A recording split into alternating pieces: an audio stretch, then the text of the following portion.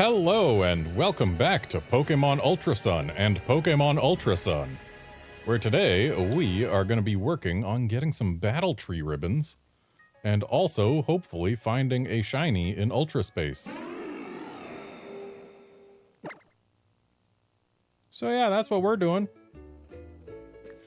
Part of working towards battle tree ribbons is hyper training, which we can finally do. I have obtained bottle caps, and therefore our bottles will be capped if you consider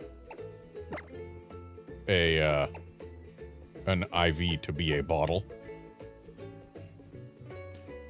And here we can see Primus did indeed start with a 31 IV in attack, which, hey, that ain't bad.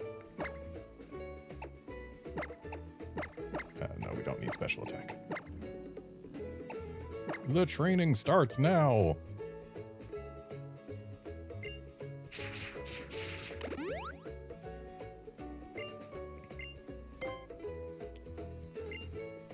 Fun fact, Cuthbert here had a 0 in defense. We get to change that. Yeah, Curbster, it does feel a little weird to see Ribbon Road again, but sometimes these are just the things that happen.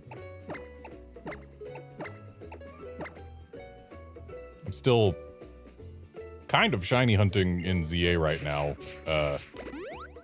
doing some good old turbo controller strats on a bench. And my luck in terms of getting shinies in that game has been very suspect. To wit, might as well do special attack as well for Emperor, because Electabuzz can be a special attacker. I've been shiny hunting the alphas in the central wild zone, where there is a 1 in 67 chance of getting any individual species there. I have gotten 18 species thus far, and 8 duplicates. So of the 26 Pokemon I've gotten, a full third of them have been duplicates. Well, no, not quite a third. The point is, a lot of dupes.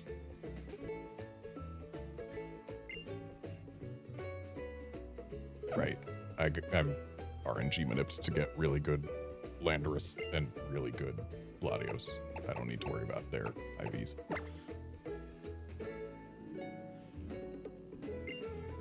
But yeah, my rate of duplicates has been remarkably high.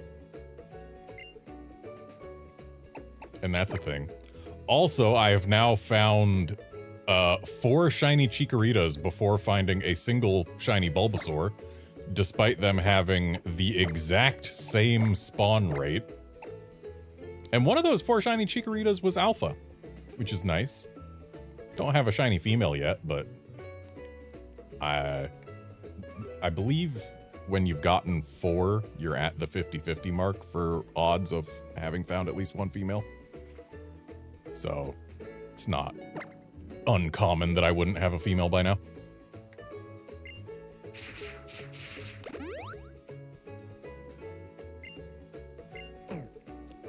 Okay, my whole team is now hyper-trained. Hooray. Which means it's time to make our way to the battle tree. Oh, also, I have got items in my bag that I obtained very legitimately. You can't prove I didn't. So let's give Pokemon things. Like, Leolune's gonna really want that Gardevoirite so that her Hyper Voice is Fairy type again. I believe we did Choice Band on Lando.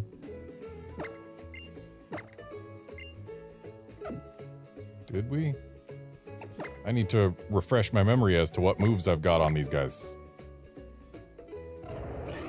Okay, we've got Protect on him, so Choice Band is not the best.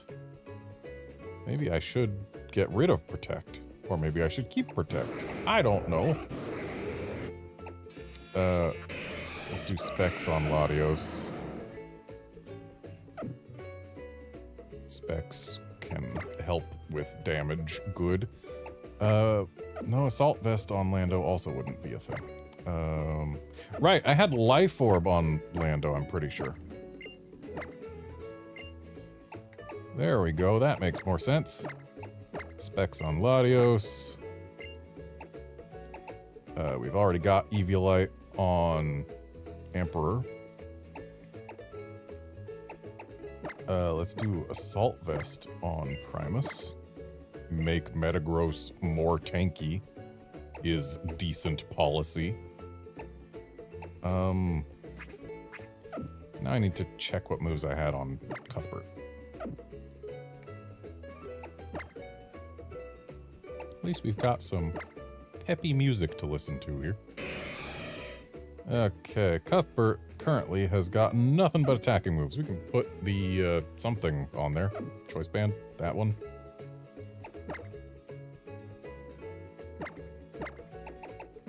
There we go. Everyone's got an item. And now we make our way to the battle tree.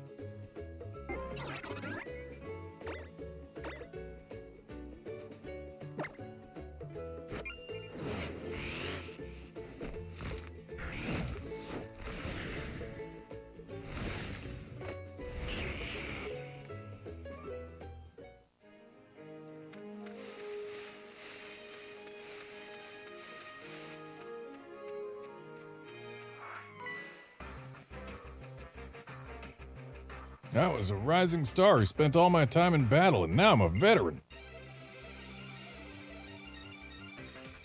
Rising stars being the child version of Ace Trainer, and veteran being the full-grown adult trainer version of Ace Trainer. Hooray.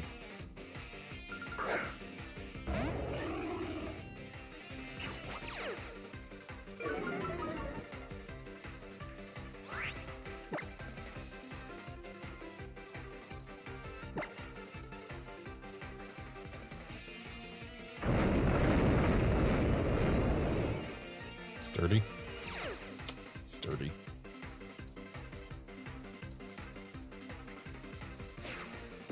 Ah, yes, when Skydrop was still a thing.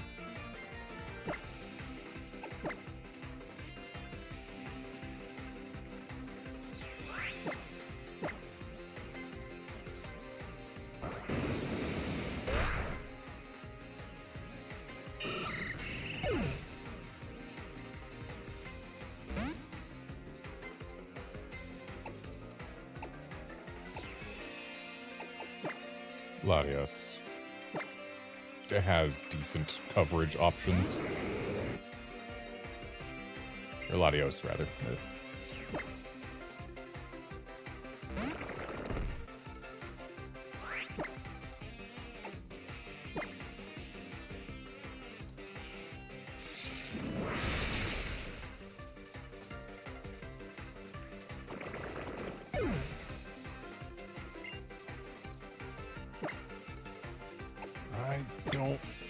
I know I normally don't use Switch battle style stuff, but like, this guy isn't part of this. He's just a guy who I ended up accidentally battling on the way to the battle tree.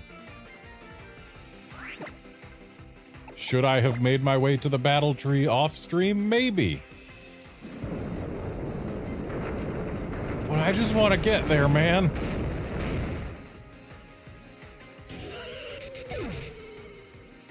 Nobody and nothing on the way.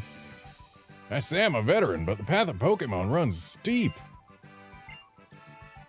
Nothing and nobody on the way to the battle tree is of any value to me. Though, I mean, we've got Looker right there in front of us. I like Looker.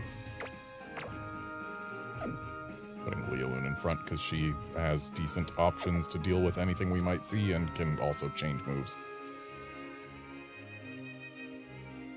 So this is Pony Island. I can tell that only the best trainers in all of Alola gather here. Nature and Pokemon and people surviving together in their own harsh way. That's no reason to come here and train, Chief. You're supposed to be on vacation. I would like to make it clear that I think this is a mistake. You're the trainer I gave the Thunderstone to on Akala Island, correct? You must be the first champion of Alola. My name is Annabelle, and I am part of the International Police. It is a pleasure to meet you. The champion? You always impress me, Chief. Is there anything you don't know? I plan to train at the Battle Tree so as to be able to complete any assignment as a member of the International Police. Until we meet again. Yeah, that's what I plan to do. Take me there so that I don't have to fight things on the way. It was good to run into you, champion. Sadly, I only have this item called a red card. Please keep it as a memento of this encounter.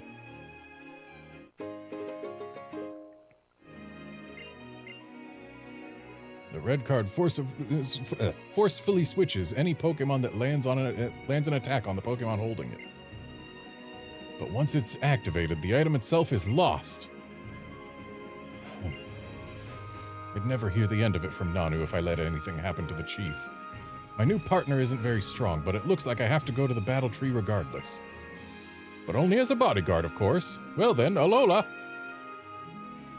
Indeed, Curbster, one day we will get Looker back. I'm surprised we didn't in ZA, but maybe ZA's DLC will bring him back. Considering Looker himself has traveled through dimensions canonically. And what we are getting is DLC called Mega Dimensions. Okay, I think going left here is not required. I can see on the map that that's a freaking ledge, and I don't need to worry about that. So, let's see if this man is skippable. It is, or he is. And then if we go up the left side, there are going to be fewer trainers. Don't know why I'm bothering to grab items. And do you turn straight around, or are you one of those who, like, takes a roundabout way? She turns straight around. Okay, and sir, are you just completely focused on looking in that direction? An unavoidable battle on the way to the Battle Tree? To be the strongest is an unfulfilled dream, but you must press on to get closer to it. Yeah, it's kind of wild that Ultra Sun and Ultra Moon here are indeed the last time we saw Looker. He wasn't in the Let's Go games. Surprise. He wasn't in the Galar games. He wasn't in Pokemon Legends Arceus. And he wasn't in Scarlet and Violet, so yeah. Ultra Sun, Ultra Moon is the last time we saw him. He has not been seen since the 3DS.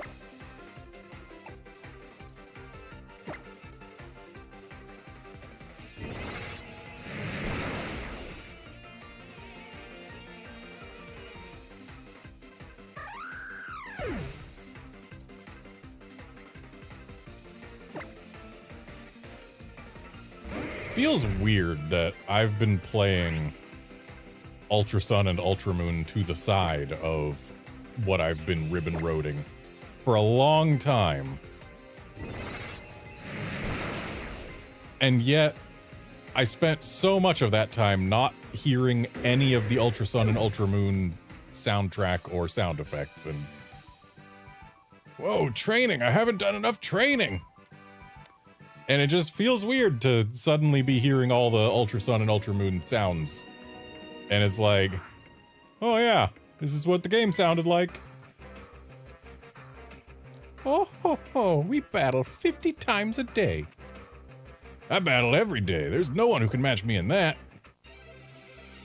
So, do you battle 50 times a day or just every day? Like, one of those is more by a factor of 50.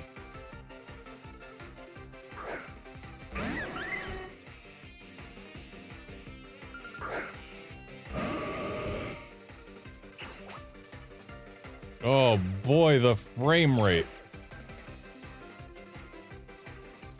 Man, Sun and Moon and Ultra Sun and Ultra Moon certainly made a choice when X and Y, which, I mean, these are basically running the same Pokemon models. I wouldn't be surprised if they were on the same engine. X and Y would always drop frames when they had two Pokemon on screen at a time. And Sun and Moon was like, okay, but what if we had double battles? But also, what if during every Pokemon battle, every trainer involved was also on screen behind their Pokemon, remarkably close to them? I mean, sure, on the one hand, it's cool getting to see the trainer, so they're back there doing their thing. But then, that's just between 2 and 4 extra models that the game absolutely cannot handle having on screen all at the same time.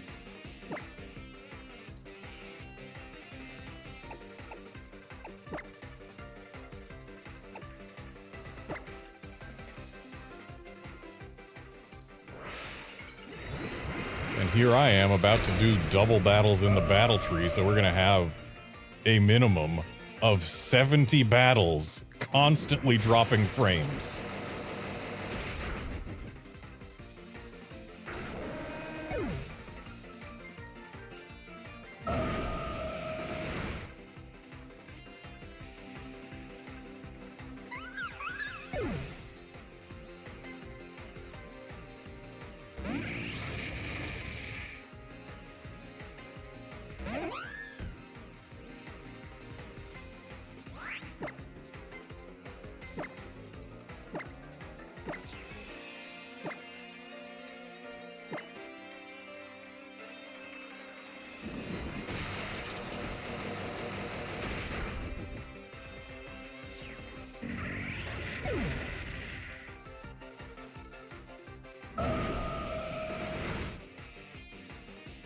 Yeah, Curbster, anyone who thinks that how a game performs, like, in terms of just running, is important to Game Freak, clearly skipped the 3DS generation.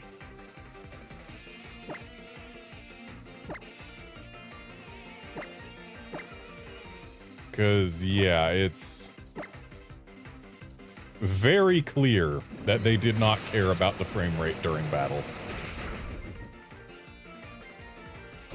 Considering they went X, Y, Omega Ruby Alpha Sapphire, Sun and Moon, and here in Ultra Sun and Ultra Moon, the battles they run worse than ever before. Also, whoops, skipped his text.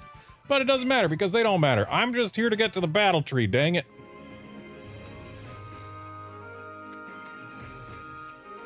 I'm just gonna take that sticker. Do I need it? No.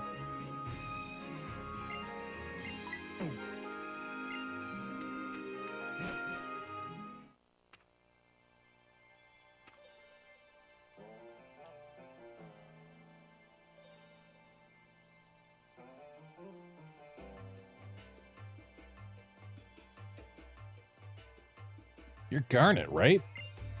That's me. See that, Red? I've still got it.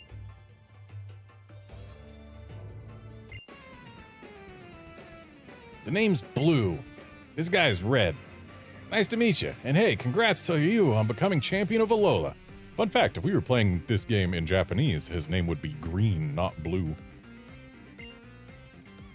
We were both champions of the Kanto region in our own days. Though one of you was only champion for basically a day. Nice to meet a fellow champ, yeah? What do you say, Red? How insightful. Still as silent as ever, eh? Look, I'm a trainer, so if I see another strong trainer, I'm gonna want to fight them. So how about a battle? Which one of us will you choose? I mean...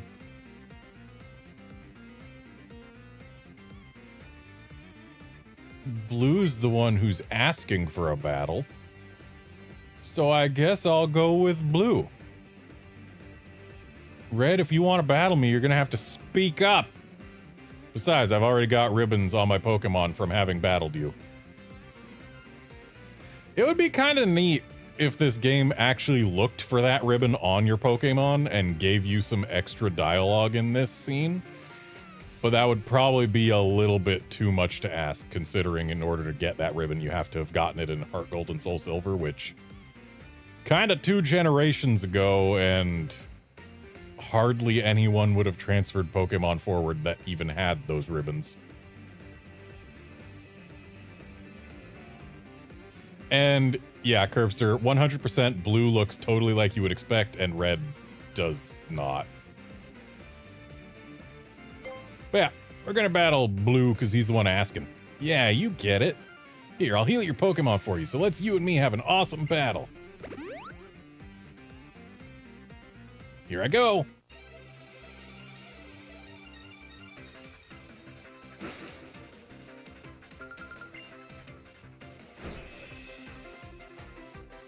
Also, red and blue here are yet another reason that the Let's Go Pikachu and Eevee games have to be on their own separate timeline.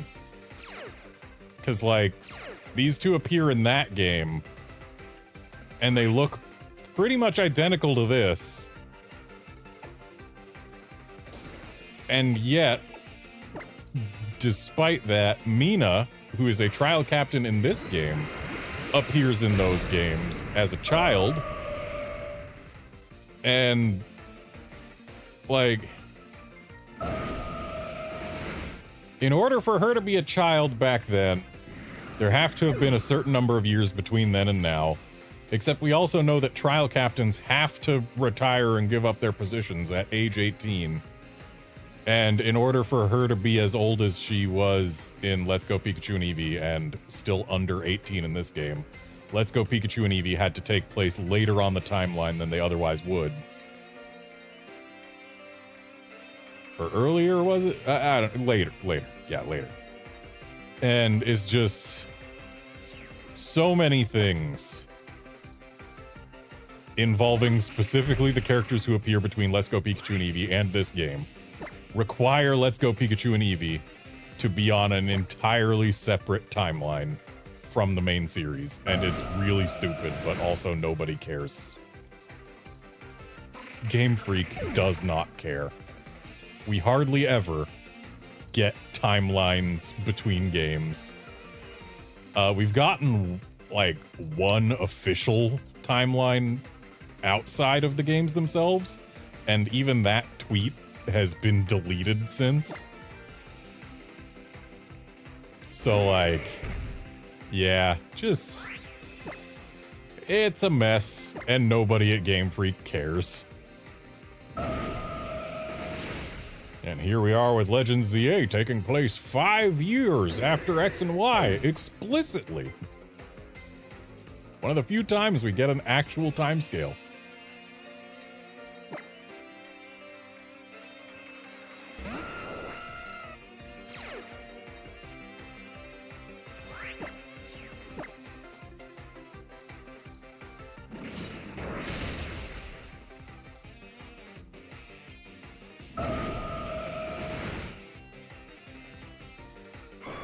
Blue didn't know what he was signing up for, challenging me to a battle, and all he's gonna do is get this fairy screaming at him almost constantly. Not gonna scream at the Arcanine because, I mean, it resists fairy.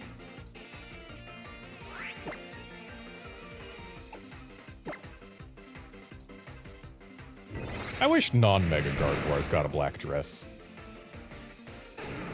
I really do. The black dress is nice. Or not shiny, non-shiny Gardevoirs.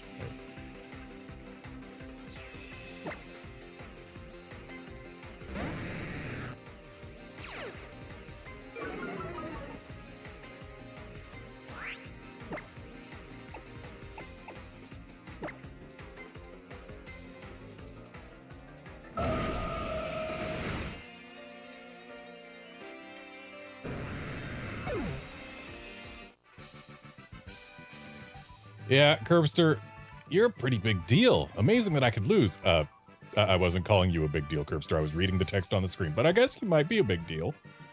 But, yeah, as far as the Pokemon timeline goes, most games, if you assume that it takes place in the year that the game released in, you're not gonna be wrong.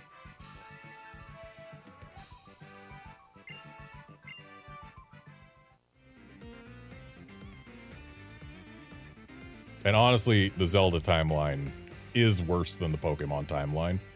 And nobody at Nintendo cares about the Zelda timeline. It has canonically changed order multiple times.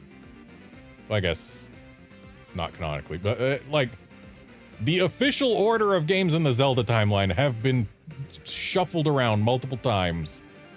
So it's clear that the Zelda timeline does not matter in the slightest. You got me. We were called here to be the new bosses of this here battle tree. We'll definitely battle again, if you can manage to make it through the battle tree, that is. And when we do, I'll show you just what a top Kanto trainer can do.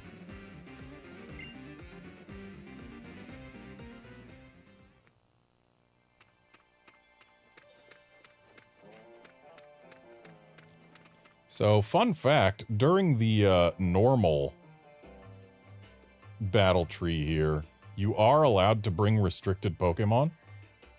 And this is the only time that's ever been true for battle tower / battle tree things. Yeah, it's specifically in Ultra Sun and Ultra Moon, you are allowed to bring restricted legendaries in normal mode. Unfortunately, we also have to do super mode, so we might as well do normal mode with non-restricted Pokemon as well.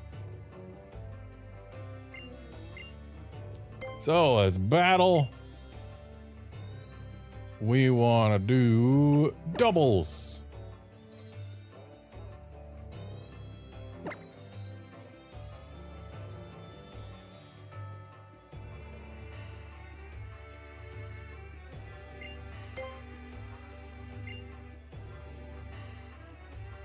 Okay, yep, we want to use our party Pokemon.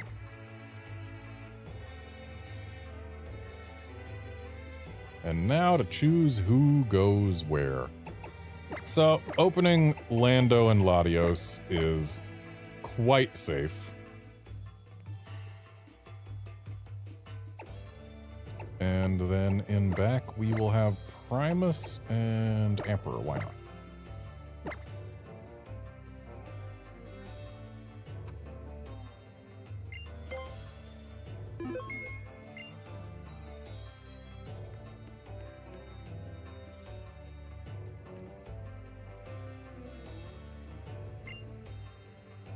Hey, let's get it going, because there's no escape.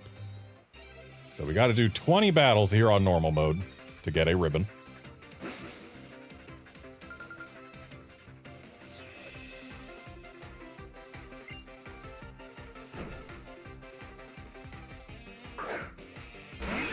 And since this is normal mode, I'm not even going to bother looking at stats, or not stats, at potential teams on the other side. Because this should be easy.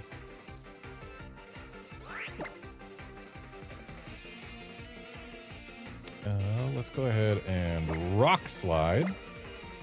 Because Game Freak made a mistake and Rock Slide never misses. We've seen this. And then we'll Psychic the Nidoqueen. Okay, she's got a berry to reduce its damage. And yet...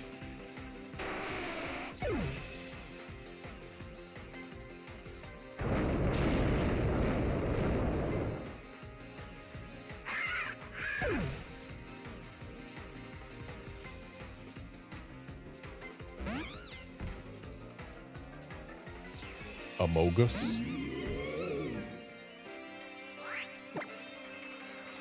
But I do believe...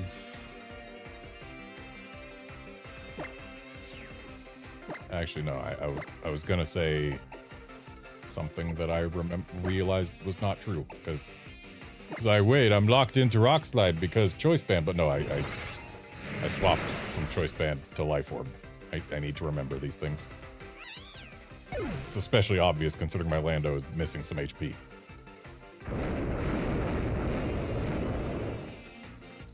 Alright, what a difficult first battle this was. Nice, I've got a thing for you. You're something else. Dang, first trainer in the battle tree fallen for me.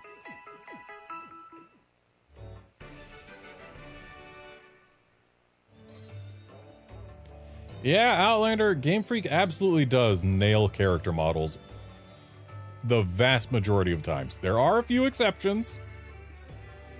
Whoever designed Shauna's hairstyle, well, they certainly had ideas.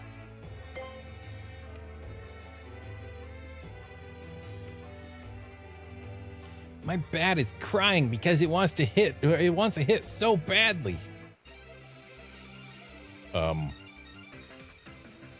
Then why are you playing Pokemon instead of going and playing baseball?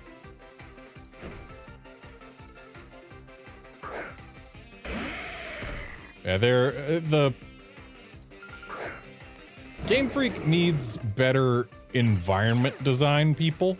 That much is a thing I can say. But as far as character designs, they do phenomenal work. Yeah, might as well rock slide. And we'll psychic the monkey.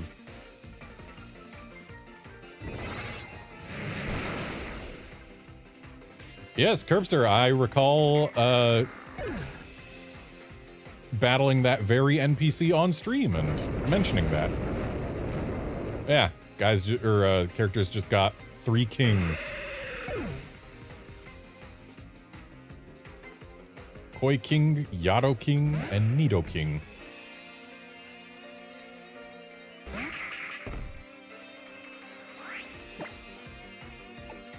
Yeah, let's go ahead and drop a U-turn on this Ludicolo and Psychic the Lycanroc.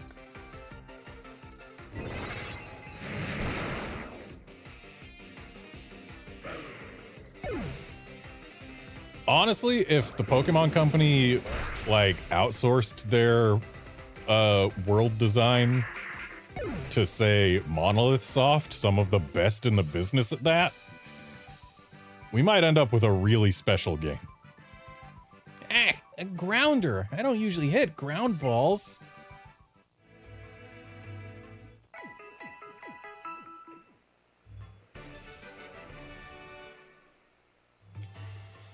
That kid talking about ground balls reminds me of the Little League baseball season where I stopped playing Little League baseball.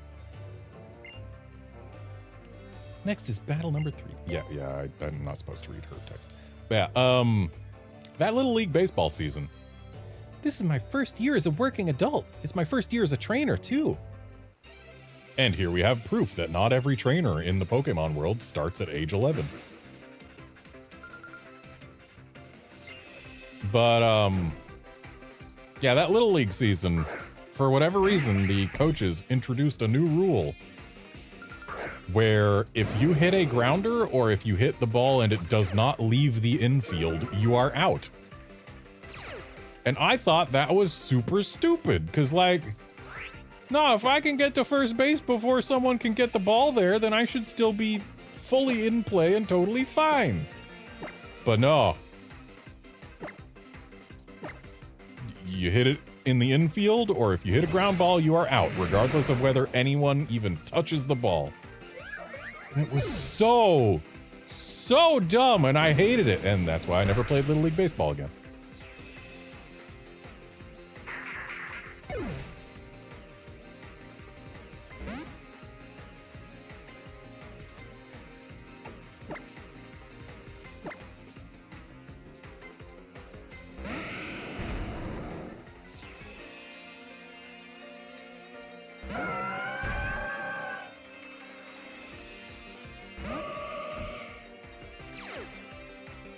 I see someone who really wants a Meteor Mash.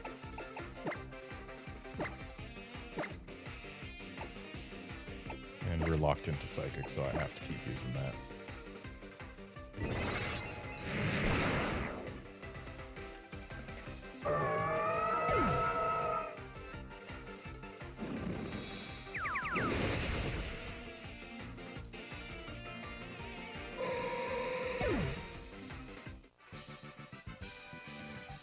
Seems like I've got a ton of stuff I've still got to learn. Yeah, I think the reason they made that change for Little League Baseball that season was to make games go a little faster, but like, at what cost? Oh, I know, at the cost of making the infield, like, even more mind-numbingly boring for the kids who are stuck on the bases. Like, oh yeah, sure, the kids in the outfield get to spend most of the game also doing nothing, but like... I'll try really, really hard. You try hard too. Yeah, it was just so dumb. So dumb.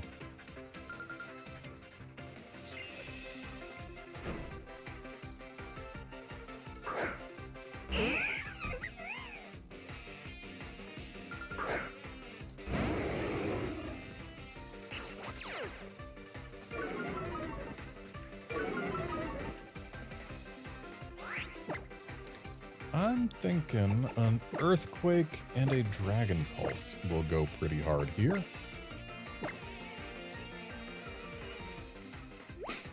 Well, never mind on that Earthquake.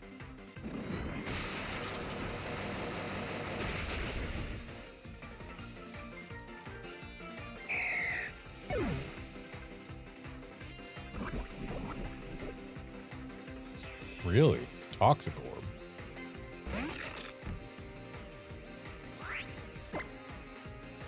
Is that thing gonna have like Fling or Switcheroo or something? I don't see why you would have a Toxic Orb instead of a Flame Orb.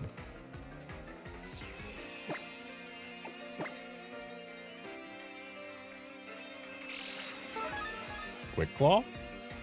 Fascinating.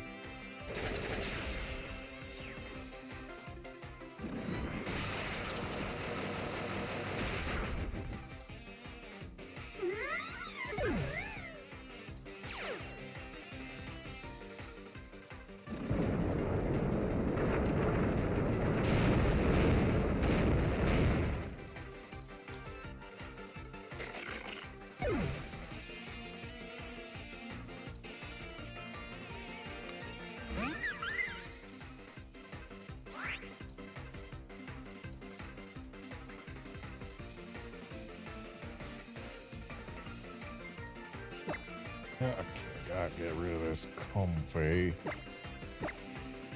Easy enough, though Latios can't touch it. And thus, we Earthquake our own Metagross because I'm a genius.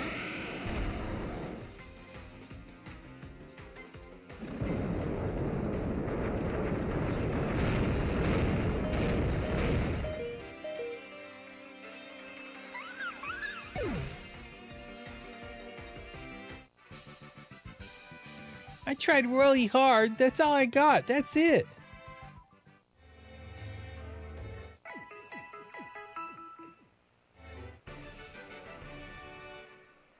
I mean, Curbster, let's be fair. The Kanto Post game is slightly larger than it was in the original Game Boy releases.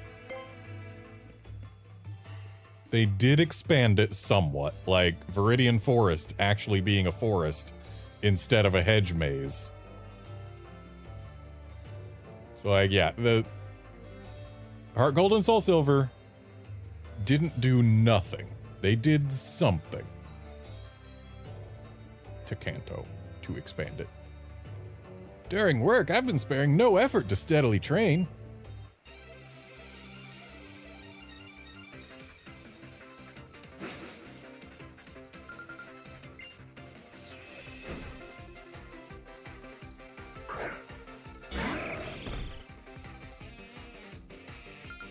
Something I really wish the Pokemon Center would do, like, you know, the Pokemon Company's official merchandise outlet. They make a lot of clothing or a lot of apparel items, yes. But like almost everything they make has these bold, loud designs. Or just straight up big old logos or things like that. I really wish they would do more clothing that's got like understated Pokemon designs. Like say that guy's tie over there. Sure, it's got a couple Squirtles on it, but it's not like the platonic ideal of a fully colored Squirtle that is easily identifiable as such. It's Squirtles in silhouette. And like, that's classy. Give us more stuff like that. Lando goes before Skarmory. I don't know why I even ask Latios what it's going to do.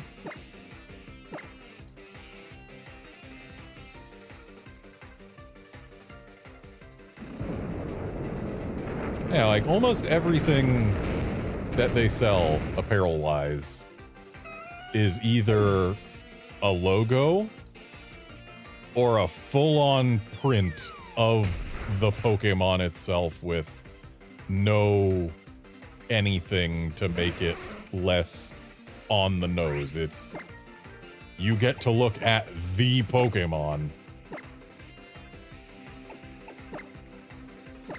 and not like a motif, not something inspired by a Pokemon. It's just, hey, let's make a Hawaiian shirt that's got a bunch of palm, or not a palm things, a bunch of like ferns. And oh, there's actual whole Gengars just all over the place on it. Like, nah, gimme stuff that's got motifs or inspiration from Pokemon, but not the actual full-on Pokemon themselves. Make it more tasteful. Something you can wear out in public without absolutely screaming from the rooftops, I have a Pokemon on my shirt! The coexistence of work and Pokemon, that must be a dream.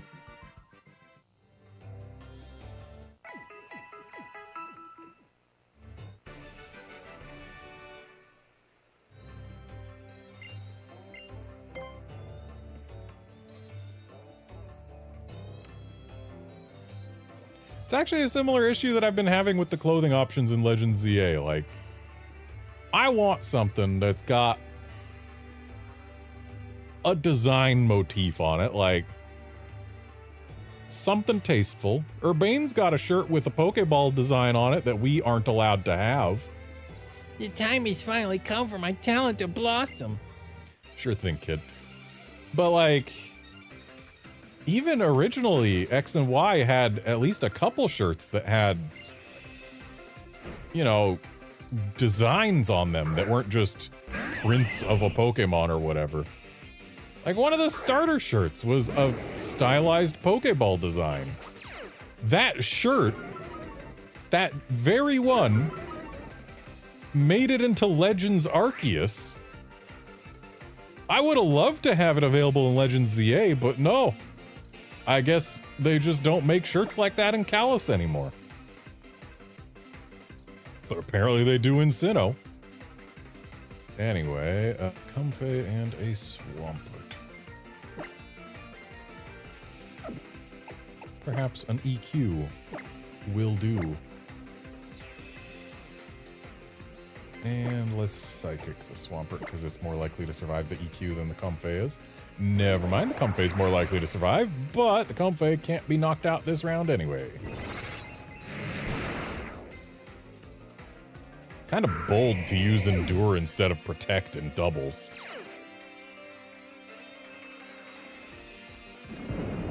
Like, if you're not going to be using Endeavor, I don't know what you're thinking.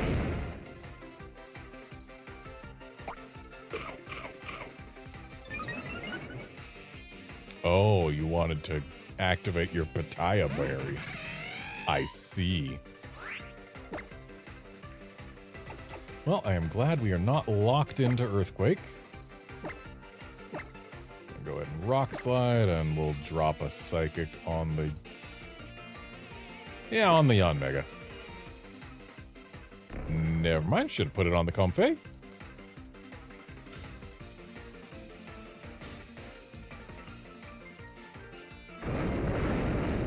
Well, at least the Comfey is gone.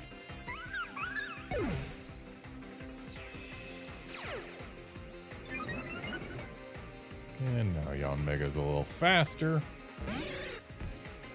Oh, we got a Shucky.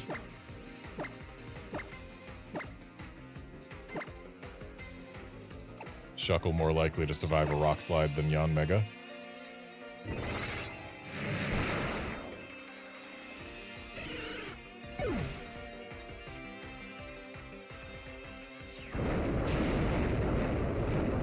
Feels wrong to one-shot a Shuckle with a non-super effective move.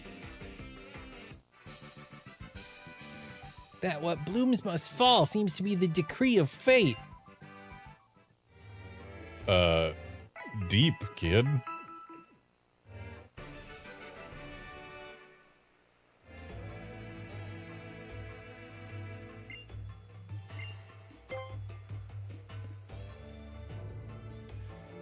I had a friend who used to do screen printing for shirts and whatnot, and he actually made copies of the Pokeball shirt from X and Y that I was talking about, the one that also appears in Legends Arceus. Huh? What's your problem? You looking at me? And yeah, he actually made one of those for me, and I liked it. I wore it until it got really ratty and holes all over.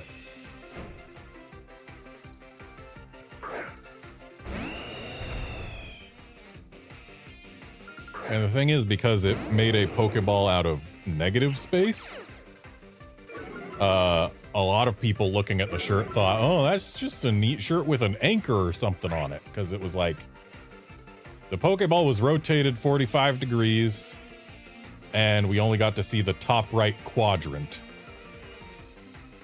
So yeah, it looked kind of like, and it was in a blue square.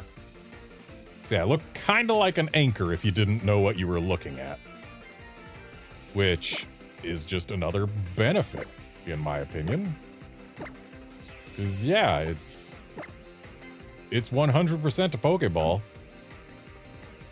But it's a Pokeball that doesn't immediately scream, I am a Pokeball from the hit franchise Pokemon. And therefore, it's just that extra little bit of understated, nice design. And the Staraptor survives with a Focus Sash. Okay. Leading a pair of non-one-hit KO'able Pokemon. And Staraptor using U-turn, probably to get Intimidate on us again.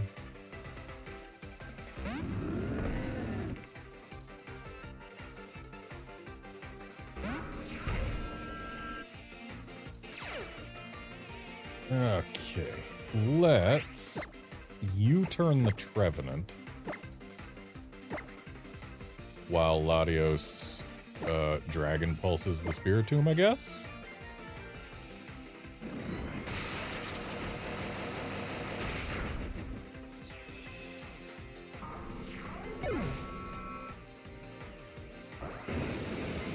Yeah, Curbster, sometimes a crit explosion's gonna happen.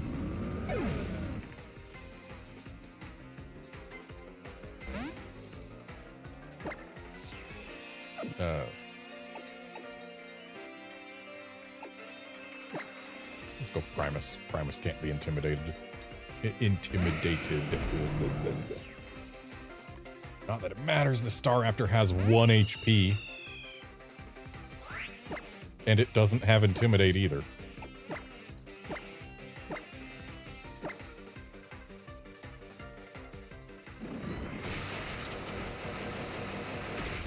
What does Staraptor have if not Intimidate? I don't even know what its hidden ability is.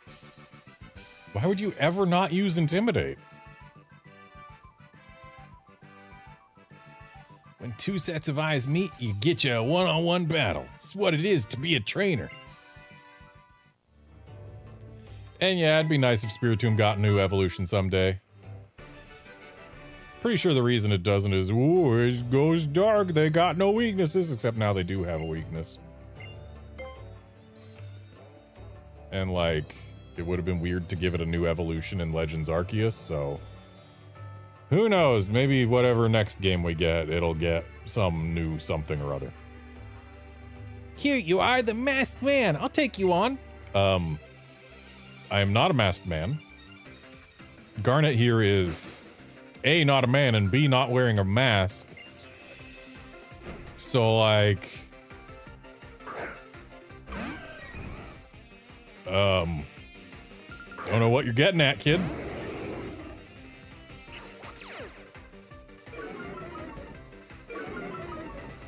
Or maybe the kid is saying he's the masked man, but he's not wearing a mask, and, a little young to call a man. Yeah, let's go ahead and drop a Thunderbolt on that Vaporeon. Ooh, Quick Claw. Well, I'm glad it used Quick Claw Wish and not Quick Claw Ice Beam, because Quick Claw Ice Beam would have spelt the end of Lando.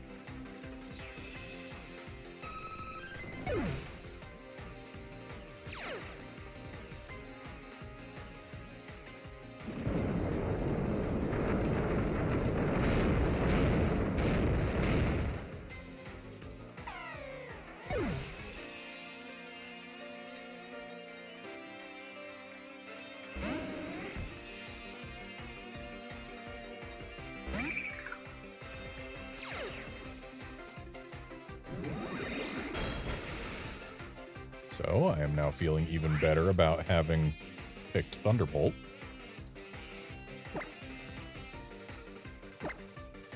Let's go ahead and EQ again. And go ahead and Thunderbolt again.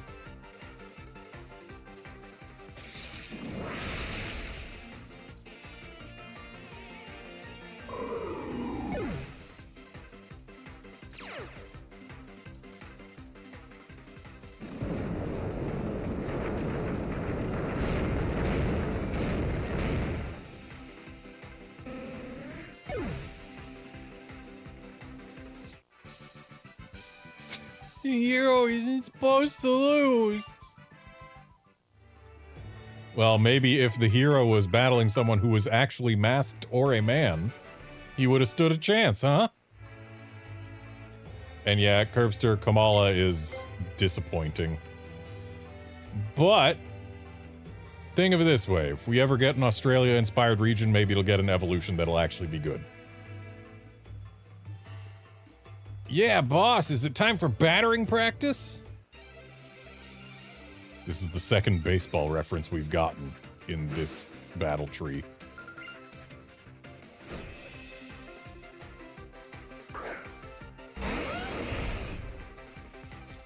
Rhyperior Garchomp.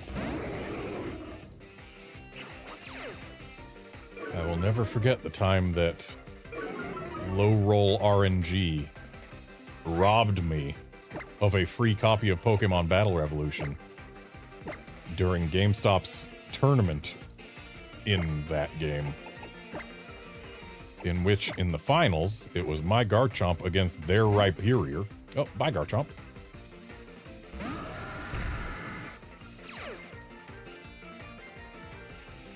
Don't know why the Garchomp swapped out. I guess maybe because it couldn't use a ground move on us?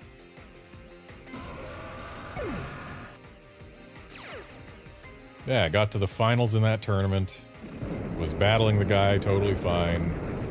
But then the GameStop's phone rang, and the phone was on the same frequency that the Wii used to connect to the DS's. And thus, we disconnected. And the store manager was like, okay, just send out the last 2 Pokemon you each had, because it was, you know, down to our last Pokemon. My Garchomp against their Rhyperior with sand up, notably. But no, we sent out Garchomp and Rhyperior, no sand. which denied me my 30% evade rate. First turn, I nail him with an Earthquake. It does just over half the Rhyperior's health. I think, okay, I got this. They land their Mega Horn. My Garchomp goes down to low, but not 0 health. Turn 2, I use Earthquake again. Low roll. Their Rhyperior lives. They land Mega Horn again. I lose.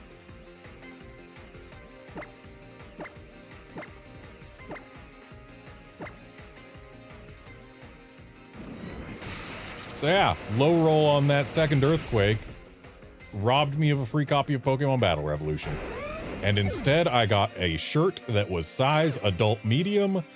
I, even back then, was big enough to require 2XL. Being 6'4", adult medium has 0 chance of ever even imagining fitting on me. Yeah. Thanks for that, boss.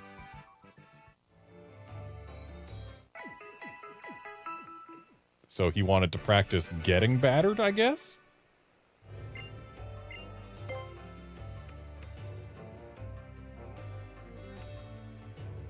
And like, if my sand was up during that battle, then I would have had a 66% chance of them missing at least one of their Mega Horns. And thus I would have won. So my chances of winning were dramatically hampered by the disconnect. And then RNG was not in my favor after that. It was not ideal.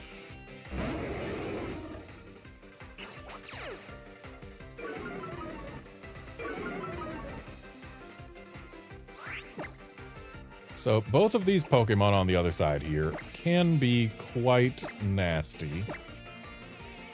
I feel like Typhlosion's got the better chance of causing real problems for the rest of my team.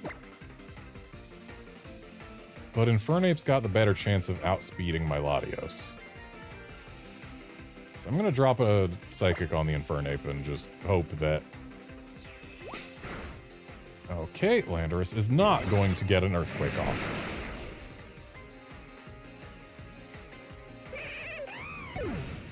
Hopefully leaving that Typhlosion alone would... Okay, it's not the problem I was fearing it might be. Unless it gets a burn, which it didn't. Kid really brought 3 fire types to the battle tree and an Arcanine without Intimidate? Why?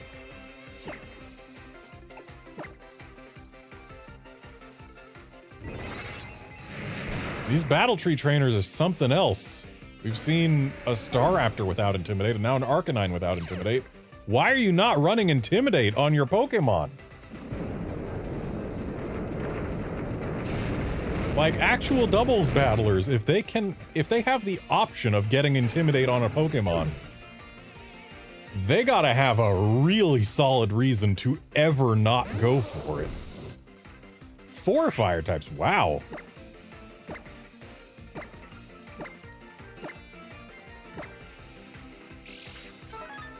Quick Claw. Okay, Will-O-Wisp on Lando is totally fine. Like, sure, it's not ideal, but I don't think it's gonna matter in the slightest, because, yeah, Choice Specs Latios with a crit Psychic is definitely going to pick up a Magmortar. Wah, my magic isn't working. There's something weird about you. Look at this kid just calling me weird.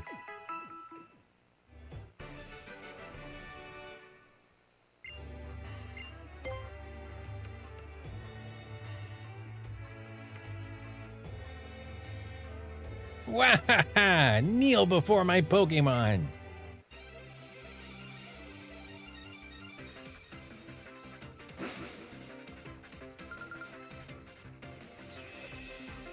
Wow, Curbster. Lugia better than Steelix? Who could have ever seen that coming?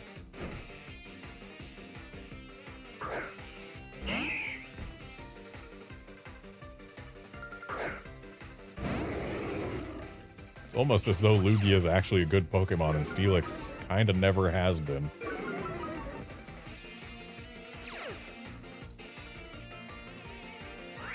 Like, Steelix's main job is pretty much the same as Onix's main job.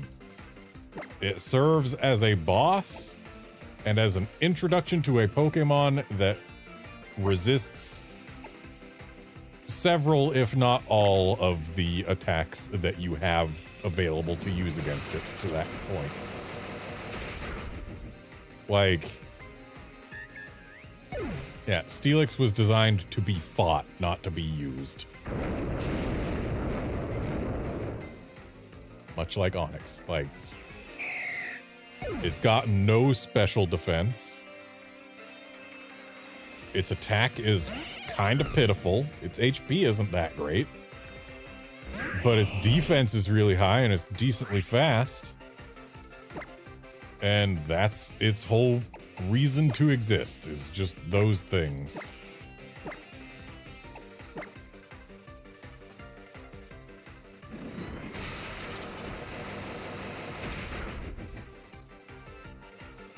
And it's meant to prove a challenge for the player to figure out how to get past it. And that's its job first and foremost. Anything after that is just incidental.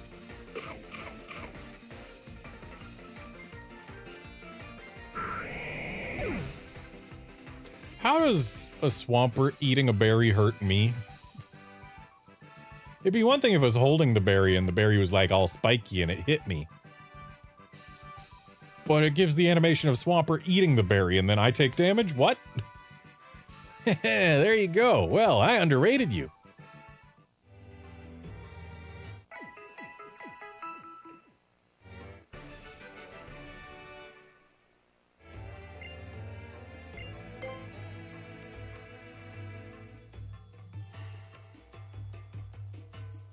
All right. Wow, what a deep and interesting pre-battle statement.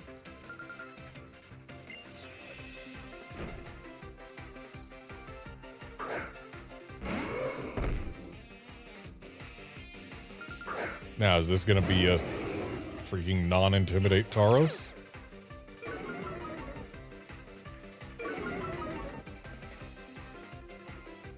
It is!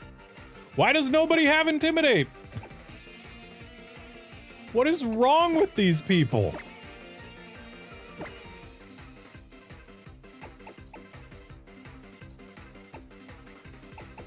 Let's go with Psychic.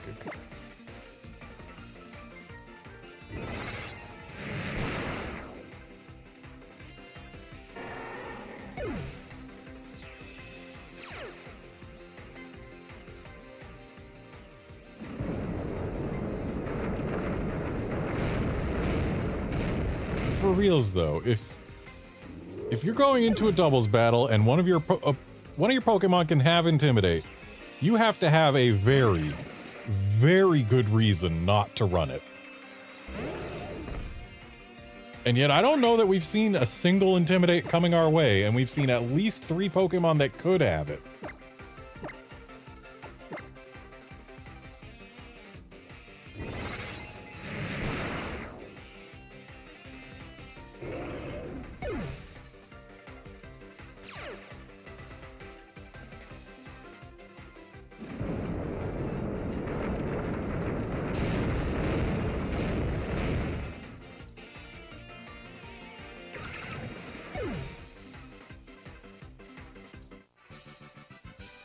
Dang.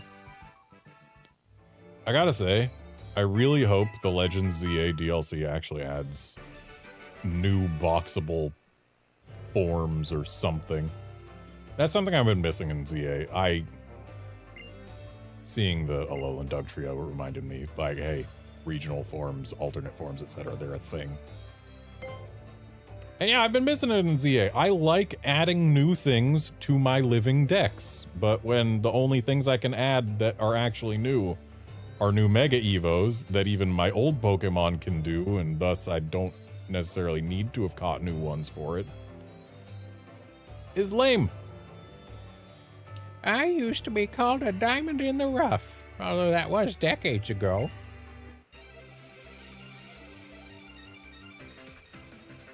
So did you ever polish that diamond, or did it stay in the rough?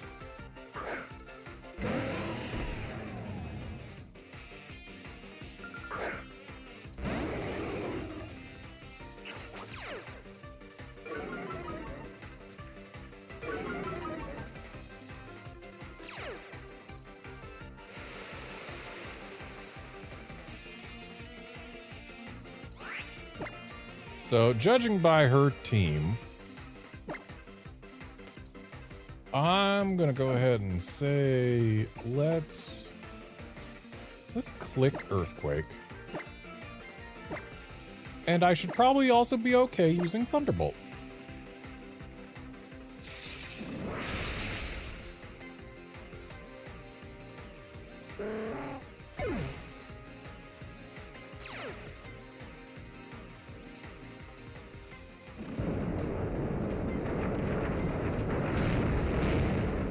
Yeah, Curbster, I have been playing Pokemon games on 3DS in their native resolution ever since Black and White.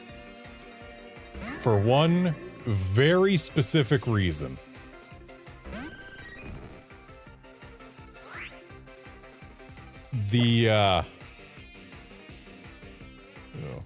I'm gonna U-turn Bronzong. Earthquake does have a 50-50 shot of actually being able to hit it, but I don't want to go for that. If you look at the bottom screen in Pokemon Black or White on the C gear, there's a little battery indicator that shows the battery level of your system. Nice and handy. The problem, and what made me hate playing Pokemon games in the blown up resolution on a 3DS, one of the 3 battery segments has twice as many pixels as the other 2 because of because of non-integer scaling. And it looks terrible and it bothers me so much. I could not stand it. And therefore I got used to dealing with native resolution Pokemon games on 3DS right from the very beginning. I aged while still in the rough, and now my diamond is tarnished.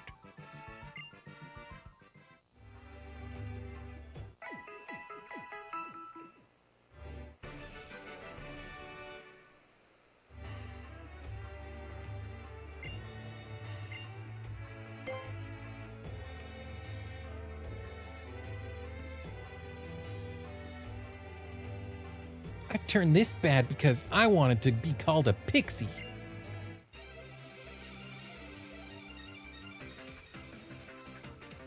Well, be careful because you might be called a dark type instead.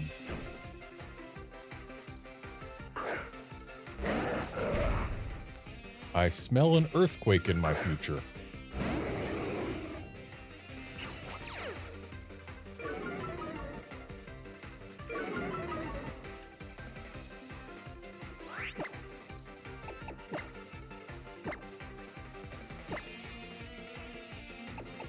And Shadow Ball is the only thing we have that can do neutral damage to Ferrothorn, which is the thing more likely to survive this earthquake, so let's Shadow Ball it.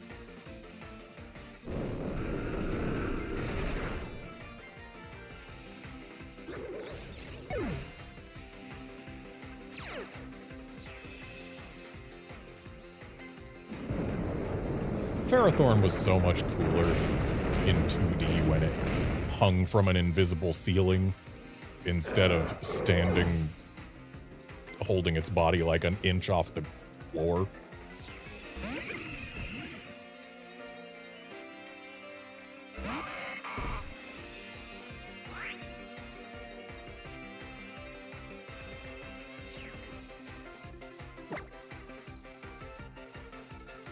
And another earthquake ought to do just okay, actually. Let's do better. U-turn the shift tree for that quadruple effective. And Shadow Ball the Toxapex, which could still get rid of it. It is choice specs. Yeah.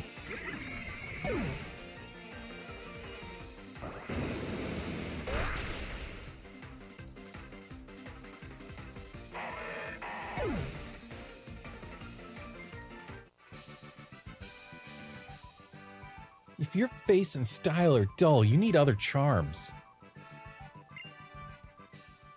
Yeah.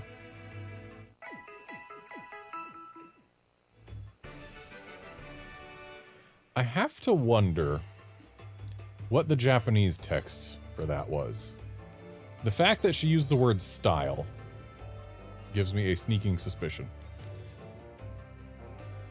Because Japan uses the English word style as a loan word, but it means something completely different there. It's a false friend. Stairu generally means figure, not actually style, like your figure. When they're talking about someone having good style, they mean they have a nice figure. So it's possible that the Japanese used the word style here and the person translating relied on the false friend and thus gave us a mistranslation. Or, I mean, this is a Pokemon game. Maybe they changed it intentionally to have it be more kid-friendly. Who knows? It's summer all year round in Alola, so let's enjoy a blazing battle.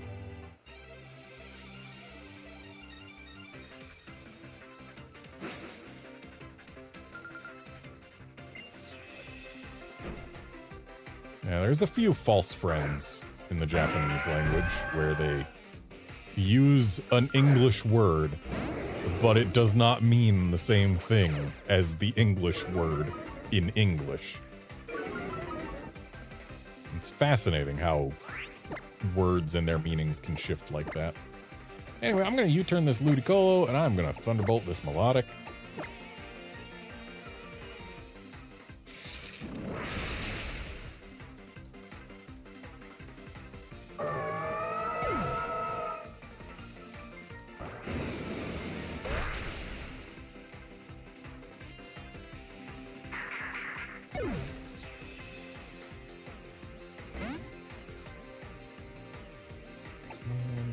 Has a decent chance of being able to handle anything that shows up.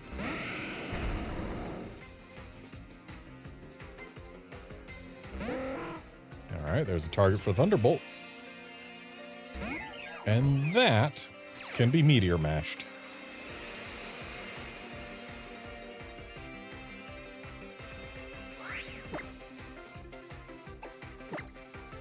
Of course, it can also be Ice Punched. Ice Punch is more accurate. But I love Meteor Mash, so we're going to Meteor Mash it. Zero chance we lose this anyway.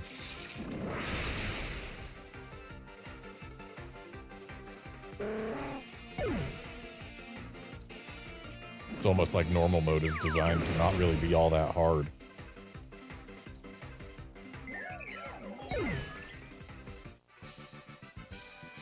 Goodbye, summer.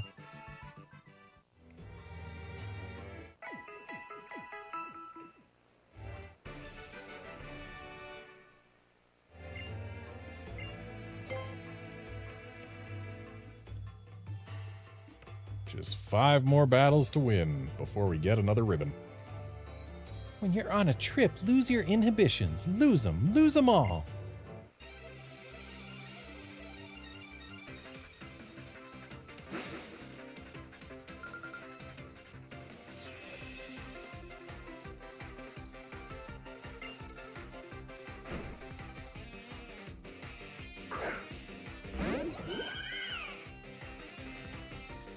Curbster, I did get the Wi-Fi exclusive ribbon in the DS games. It was annoying to set up. And the fact that the other trainer's name and their Pokemon's nicknames get shown are why I did not get that ribbon on camera. Didn't want to risk potential issues live streaming things with user-generated names.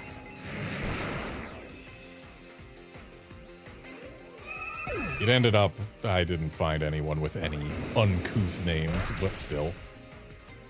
I didn't want that risk, so yeah, I did it off stream, and yeah.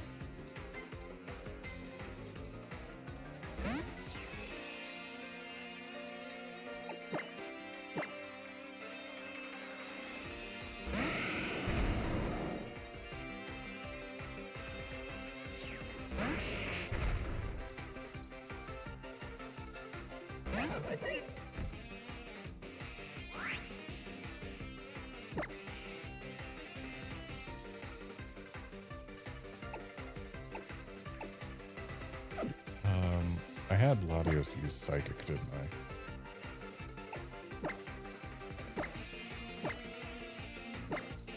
Yep, I sure did.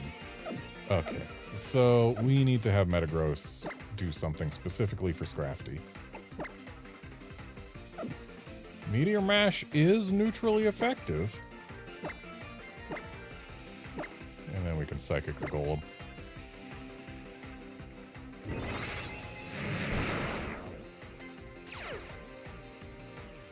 Maybe I should have Earthquaked. Cool. I missed Meteor Mash.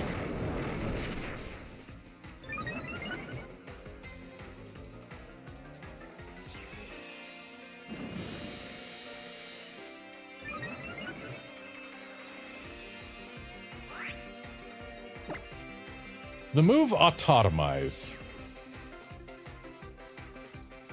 Between its name and its animations, it's almost always seemed like more of a mechanical thing. And so my young self, I thought it was like, oh, it's like Automize, but it's Autotomize. No. Autotomy is what lizards do when they drop their tails. That's why it raises their speed. They are getting rid of a part of themselves. The animation sure doesn't show it. But, like, in terms of the word, that's what it is.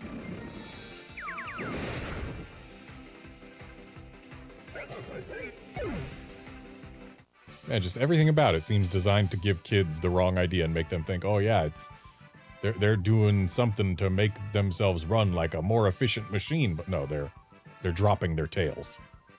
But I don't want to be disgraced like this.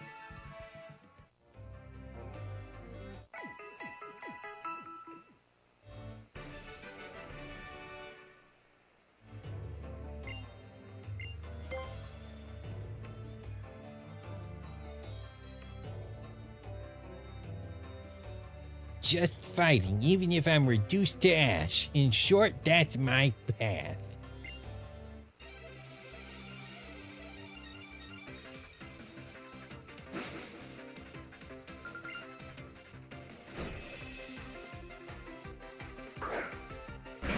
T-Tar and Gengar. Quite a spooky lead.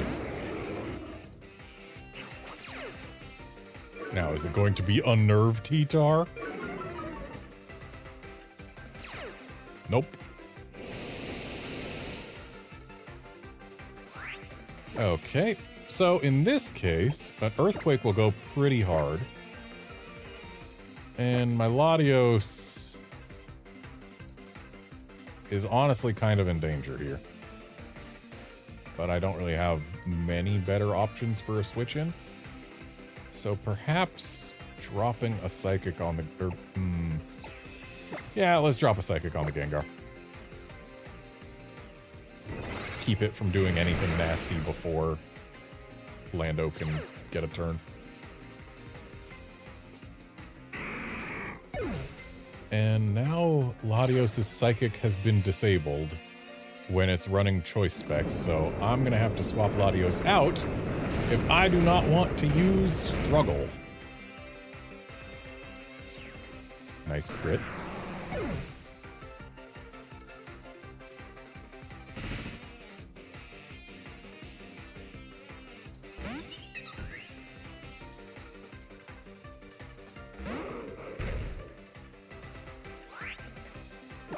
Okay, against these two, we've got a decently safe switch into Metagross. Let's go ahead and U-turn on the Lilligant. Get rid of that too. And then Latios swaps to Primus.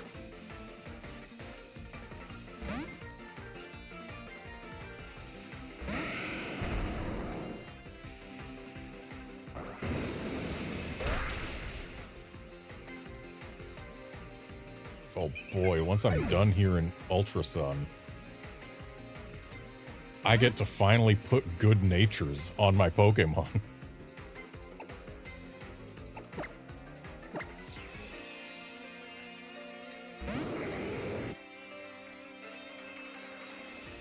His next stop is Sword and Shield, where nature mints are a thing.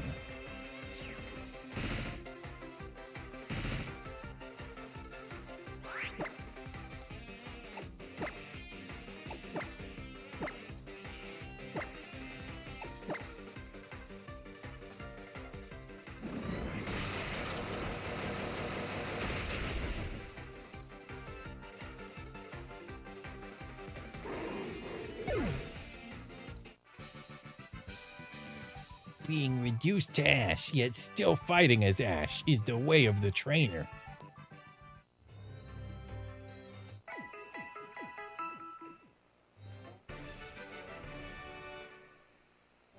Man, something kind of weird. I mean, I guess it's not that weird, but... my nieces, their first Pokemon game was Scarlet and Violet. One of them could read well enough to play the game without too much trouble. The other one could barely read because, I mean, they were young. But what's fascinating, they had some friends who also got the games. And this was after Ash had been retired as the protagonist of the anime. Wait, this is Kneel Before My Pokemon kid again. We've seen him once already on this battle tree. But yet, despite the fact that Ash had left as the protag of the anime, one of my niece's friends still named his character Ash. And said friend is not named Ash, mind you. Man, wish I had my Gardevoir here. Pixelate Hyper Voice would go kind of hard here. But alas, we do not always get to do these things. So let's U-turn the Greninja while we Shadow Ball the Gallade.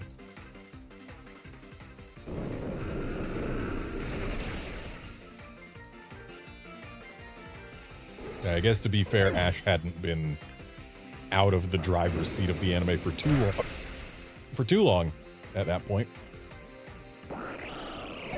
And so the kid had probably still seen plenty of episodes with Ash as the protagonist, and he's like, oh yeah, I'm gonna beat Ash, even though you're not.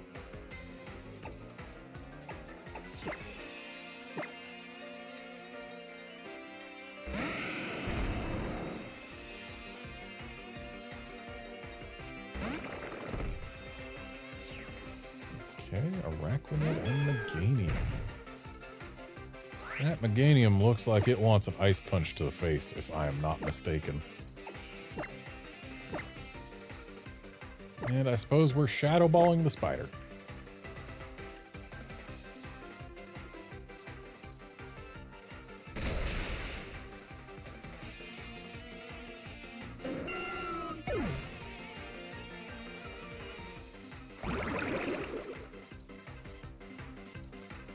Yeah, Curbster, I wouldn't go quite that far about, like, imagining that kids these days haven't seen the earlier seasons. It is easier to find the earlier seasons on streaming services. Like, my nieces, they watched the Pokemon anime a bit, and yeah, their parents started them off on episode 1 of season 1. Wait, why did Shadow Ball not work?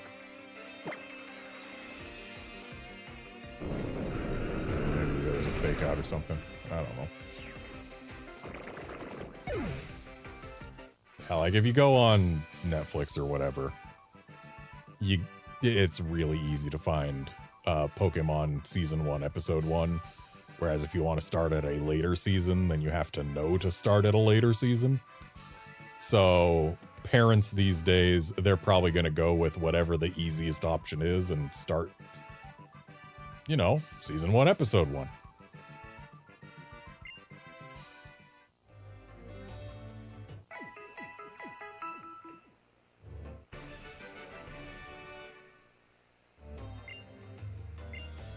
And battle number 19 coming up.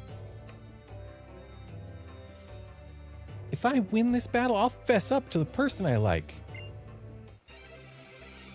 And there you go, setting a failure flag.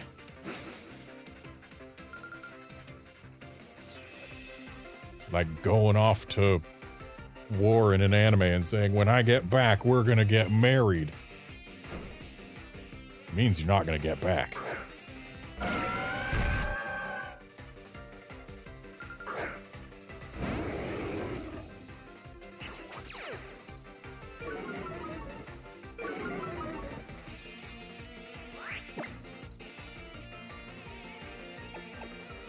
Go ahead and drop an EQ. And we're going to Thunderbolt the Melodic.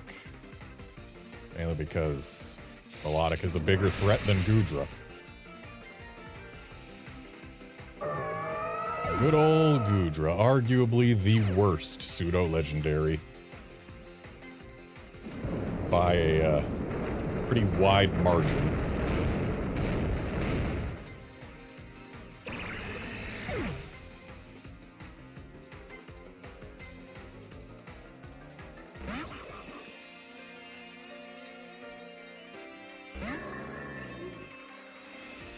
You know, I have 2 shiny Bruxish, and I still frequently forget that it exists. Let's U-turn the Bronzong, because that has proved effective before, while we Thunderbolt the fish.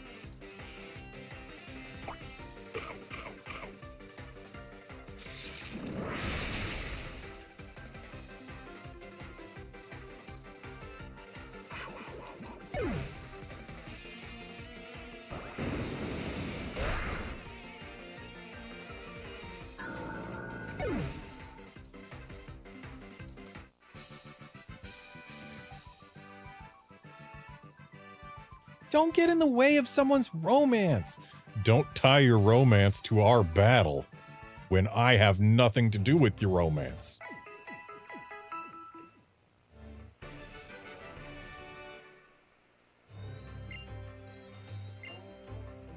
And we're gonna take a break before battle number 20 here.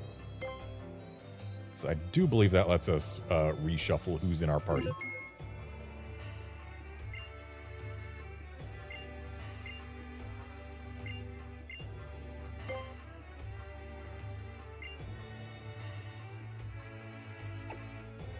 So back to double battles. Yep, I want to try the double battle challenge, and good, it does let us choose our Pokemon again. Which means I can get all 4 of these normal mode ribbons in one go. Let's open with Lealoon and Primus, with Emperor and Cuthbert in the back.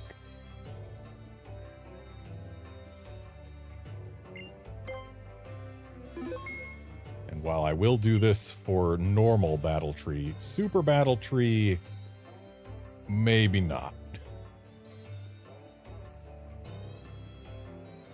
She calls it the consecutive double battle challenge, but this is clearly the very end of it. There's nowhere up to go from here. Let's have a battle, first champion of Alola. I already have had a battle, but okay, I'll have another.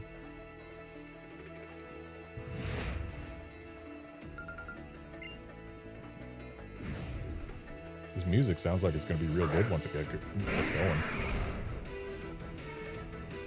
Oh, yeah, it's an Alola-ified version of the blue battle theme. I kind of like it.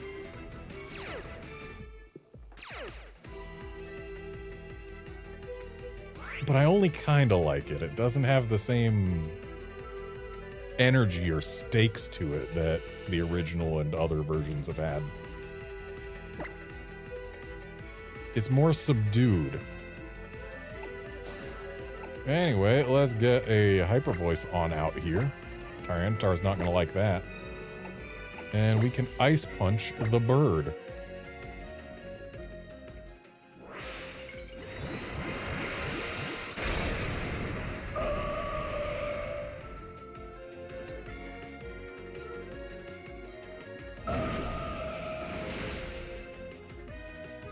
Or maybe we won't ice punch the bird. Also, that was an unnerved Tyranitar.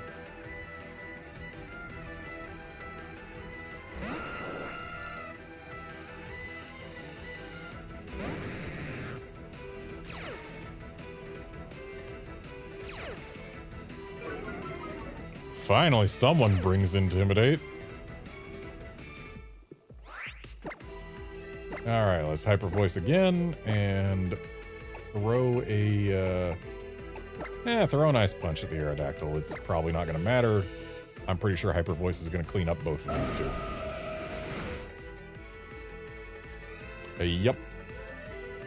Nice unnecessary crit on the frail as heck Aerodactyl. Okay, you're pretty good.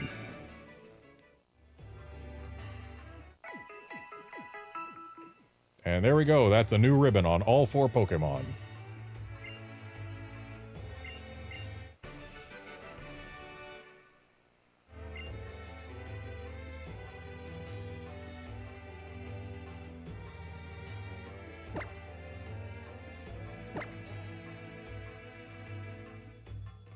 So yeah, I could have brought a restricted legendary to that challenge.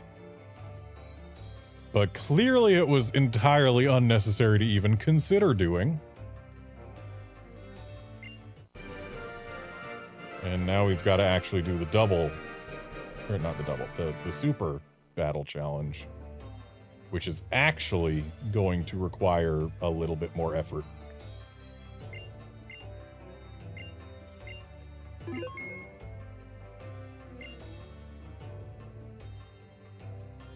Gotta get to 50 wins for Super.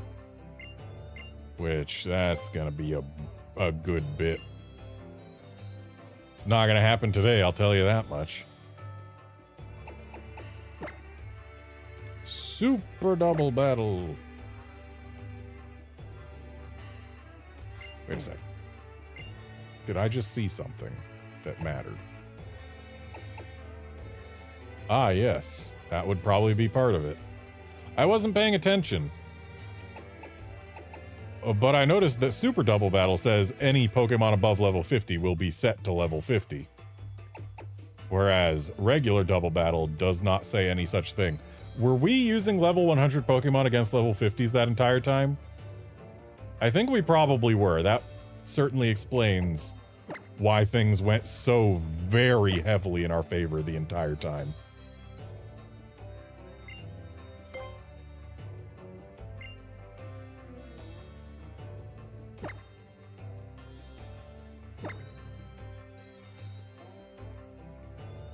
You know what? Having Leoloon up front was actually pretty good for us in the Battle Maison. Considering that she can Mega Evolve and Mega Evolved Pokemon kind of have good stats. Especially if they had pretty decent stats to begin with. So maybe let's not open with Latios and Lando. But I kind of still do want to open with Latios and Lando because being able to Earthquake things right off the bat is pretty potent. Maybe we do Leoloon Lando? That does deny us Earthquake. Well, no, not entirely, because Leoloon can protect. Yeah, that's right. That's what we were doing in the Battle Maison. We were using Protect when I needed to Earthquake with Lando.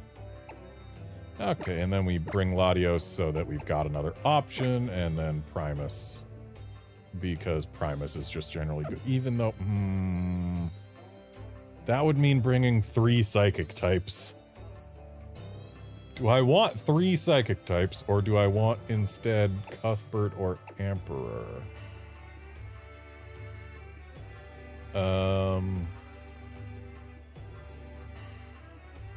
You know what? Let's keep things interesting.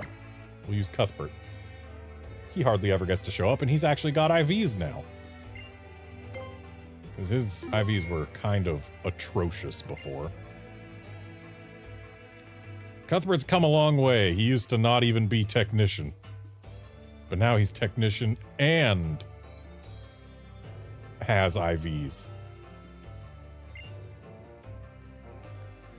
I feel sluggish in this heat. Let's get this started. And if you're feeling sluggish in this heat and it's already after dark, ooh boy, I can't imagine how unpleasant the day would have been.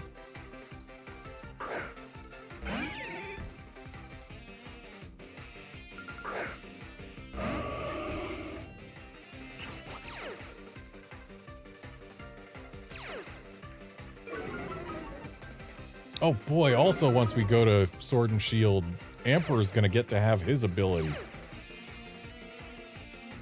He'll get to be Vital Spirit, which... Vital Spirit's nice. Oh boy, I raised attack with download. Just checking real quick. He is... Yep, he is a technician now. Yes, good. So yeah, it's only Cuthbert who doesn't have the ability that he's going to be ending with. So this Weavile here is a huge threat to Lando, as is, honestly, the Porygon 2. So we're going to have Lando protect, because they are probably going to want to use Ice Beam and Ice Shard or something. And Leland's going to go ahead and Hyper Voice the both of them.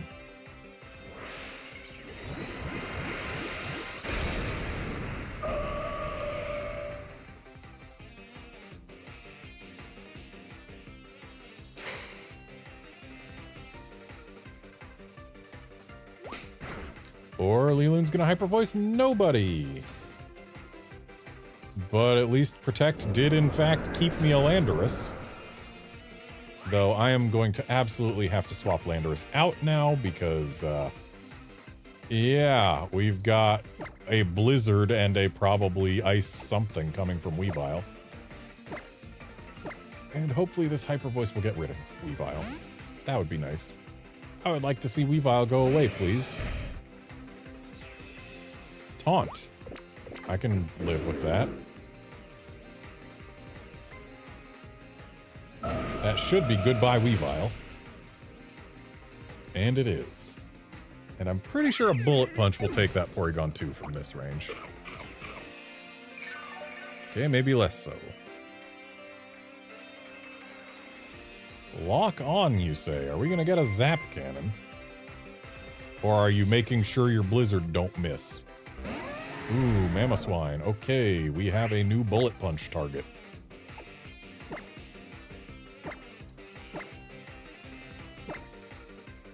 And this whole team is basically just saying, no Landorus allowed. Goodbye, Mamoswine. That's not going to be goodbye Porygon 2. Or maybe it is. We take those. Anyway, I'm not going to bother looking up opposing team comps or anything like that until we get to battle number 40, I'm going to say. So we're just going based on my own intuition until then. Because it's more fun that way. And the stakes aren't quite as high until we get kind of up there in terms of streak. Hot. I feel super hot from losing. Well, then maybe you should have tried harder to win. Or used more ice moves.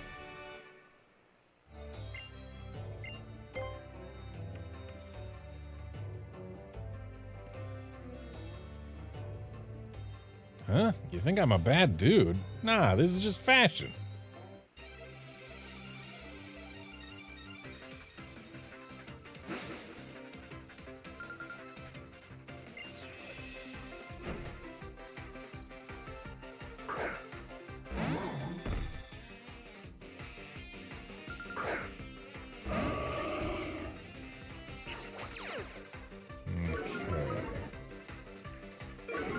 I think what we want here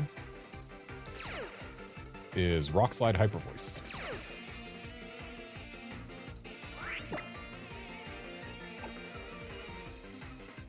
Or maybe we U-turn the Gothitelle? Nah, we Rock Slide, because Throw can be sturdy.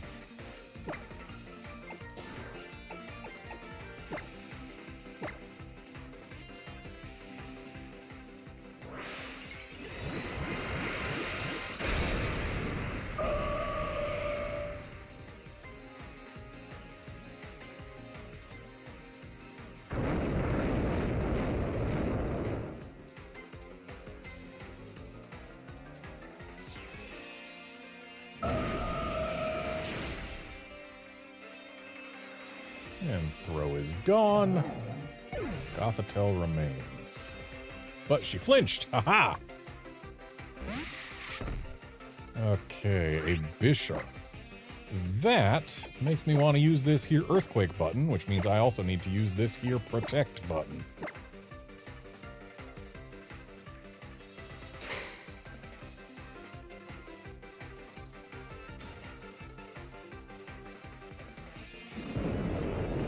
Gothitelle's definitely gone. Bishop should also be gone. Yep, goodbye, Bishop.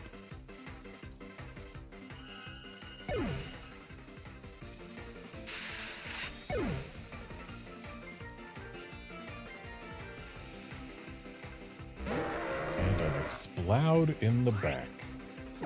A Pokemon that has defeated my Landorus with Ice Beams or Blizzards or whatever on multiple occasions, because I never expected it to do as much damage as it does, and I never expected it to be as fast as it is.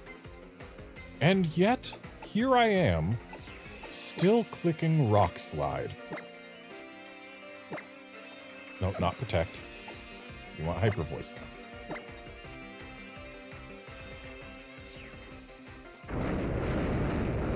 Well, we outsped this one. Nice crit. Ah. Never mind on Hyper Voice. Good flinch, though.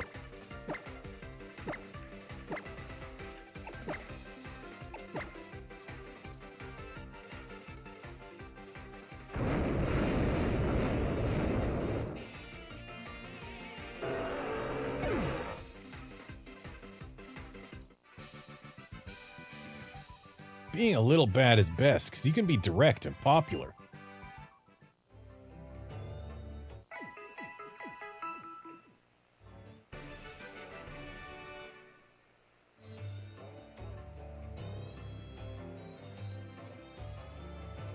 Just looking something up real quick, out of curiosity.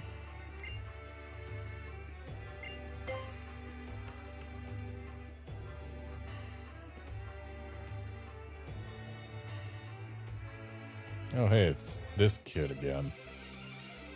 We have seen him 3 times across 23 battles.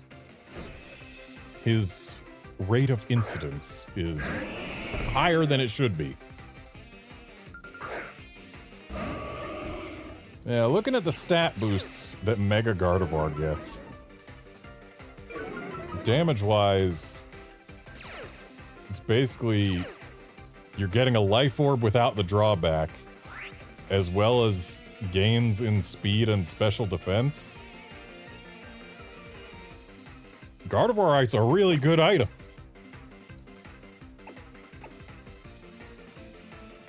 So, Chestnut, Swampert.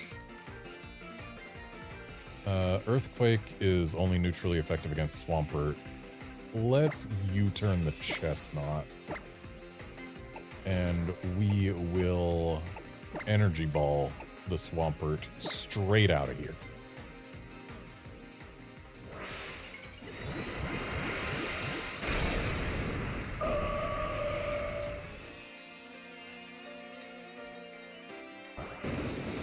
turning the Chestnut in case the Swampert's got like a Focus Sash or something and survives to Ice Beam. Cuthbert doesn't really have good options against either of these two, but he shouldn't have to deal with both of them. He should only have to deal with one of them. And that will be just fine.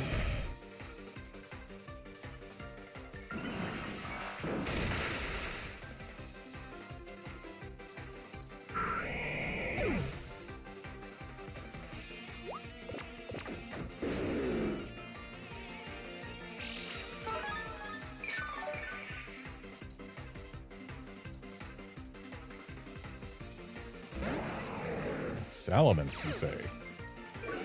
I smell a Hyper Voice. Not a fan of that Intimidate, though. But at least people are actually bringing Intimidate now. Ooh, Aerial Ace gonna go real hard on that Chestnut. Provided it survives the Hyper Voice to even get Aerial Aced. Oh, Aerial Ace no longer going to go hard at all on that Chestnut.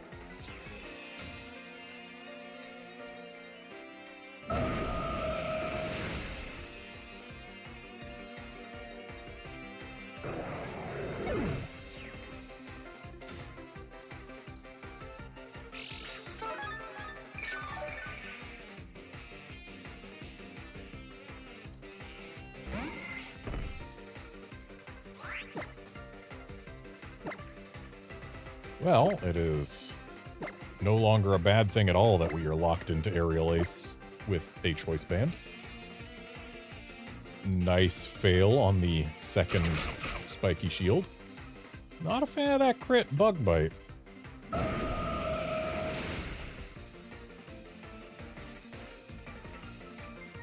sorry, what is Pinsir's base speed?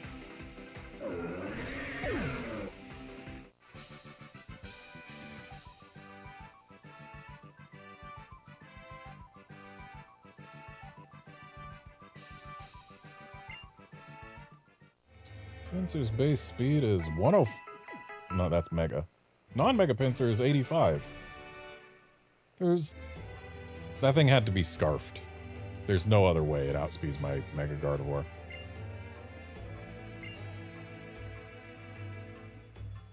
Actually, I don't remember where I put the EVs in my Gardevoir. I know I put a bunch into Special Attack. I don't remember where the rest went.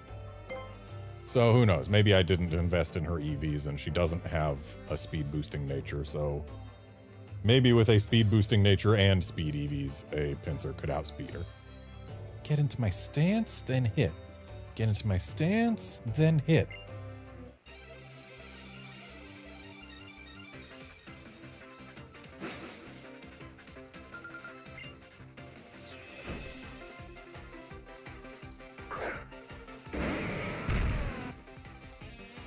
I smell a Hyper Voice. Man, they've done a really good job making me not regret in the slightest putting Leoloon out front. Turns out having a strong spread fairy move is good. Let's go ahead and Rock Slide just for the flinch chance. Assuming either one survives this Hyper Voice. Also, we traced Sheer Force, so, like, Psychic's gonna go harder than normal, too.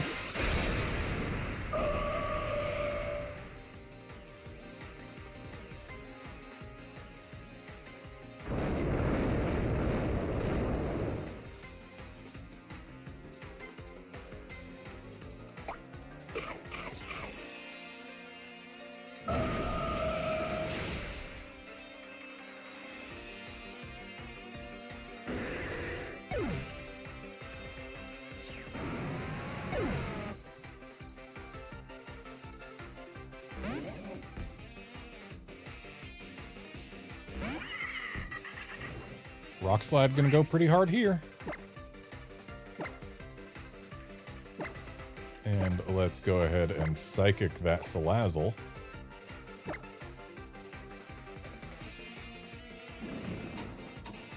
Or I guess we're stuck Hyper Voicing.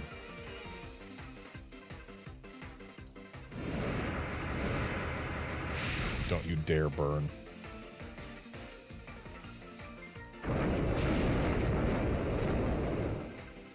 All right, doesn't matter that we're stuck hyper voicing because that Excelgor is not going to survive it.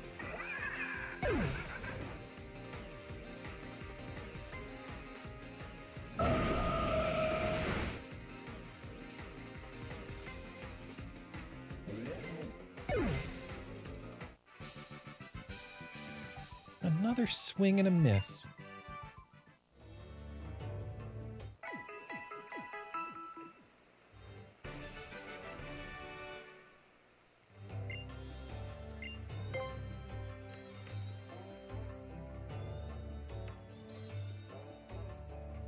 Oh, hey, it's Pixie Girl again.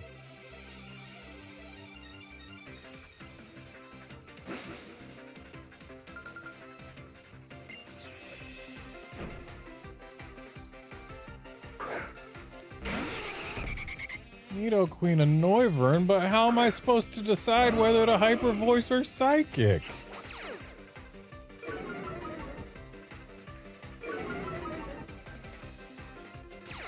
Noivern is fragile as heck, so I think the answer here is Rock Slide and Psychic.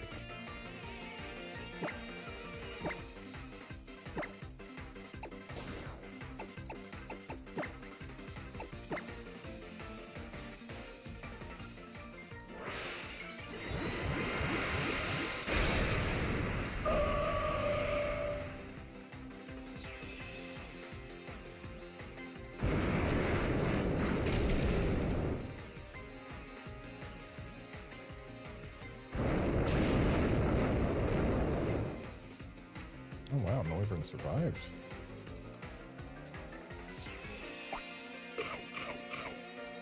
Though I imagine this Nidoking is just gonna be gone. Hey, yup.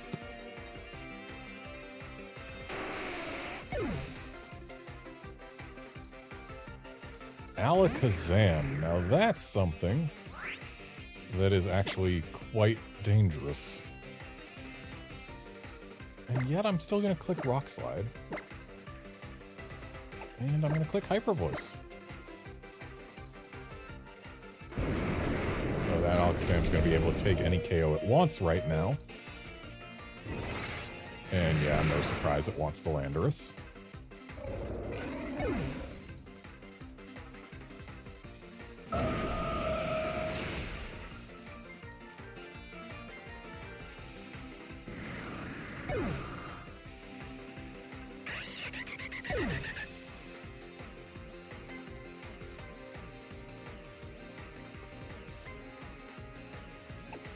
Let's bring out Cuthbert.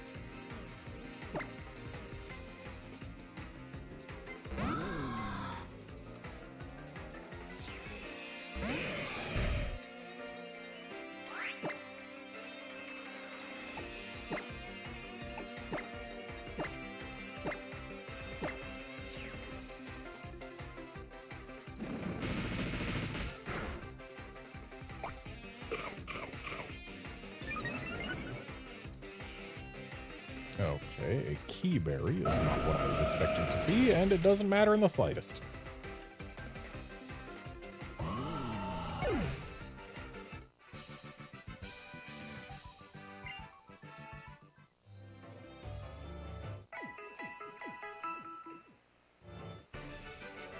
And it'd be cool if this Raikou decided to shine ever.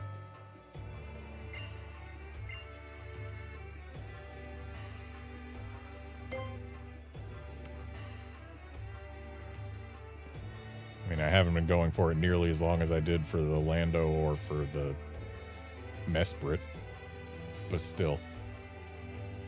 Hey, what's up with this? You saying you want to take me on? Yes.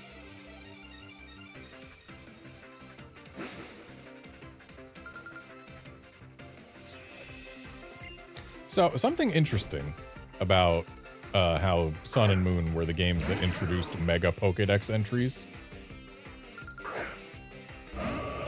And how they all, well, not all, but how many of them involved going to fairly dark places. And then the next game to have entries in its Pokédex for Mega Pokemon, Let's Go Pikachu and Eevee, had sanitized basically all of them. there is actually a theory that the reason for that is, oh, we're doing improper mega evolutions in in the Sun and Moon games because we're not using a Mega Stone or a Keystone or whatever. We're using our Mega Ring, or not our Mega Ring, our Z Ring. And so we're mega evolving things with a Z Ring instead of a Keystone. So it's an uncontrolled and different mega evolution. It's not right. And that's why it goes wrong. Which, like, something tells me that's not actually what Game Freak was thinking. But it's an interesting thing to consider.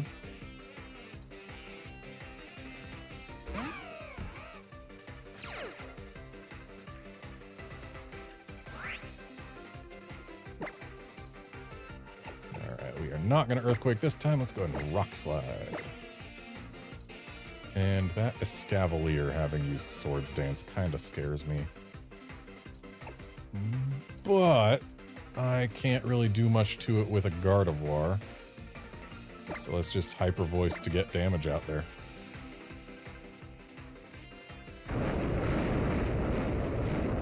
Oh good, the Swords Dance means nothing.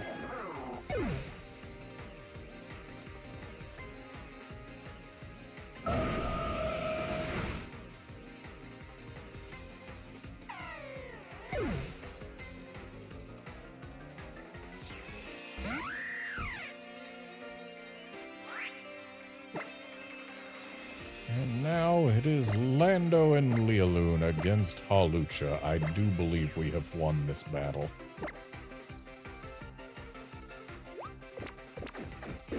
Ah yes, Taunt. Truly the move to use when you are the last Pokemon left staring against 4 opponents. Rather staring down 4 opponents. Staring against is not a thing. But I'm crying noise.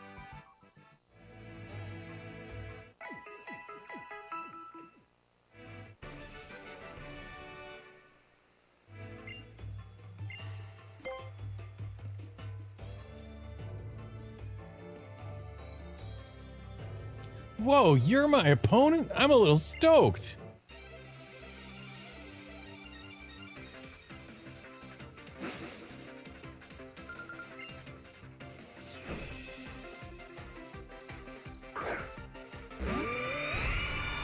Landorus does not wish to be here.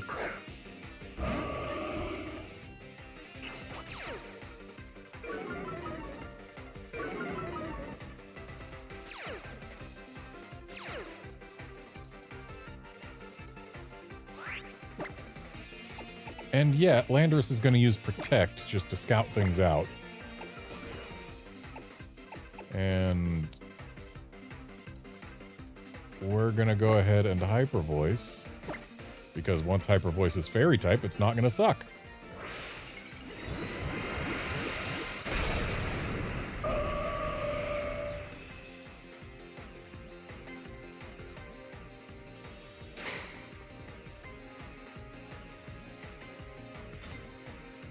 No surprise that an Ice Beam went straight to Lando. Lealoon faster than Aurorus. This is good info.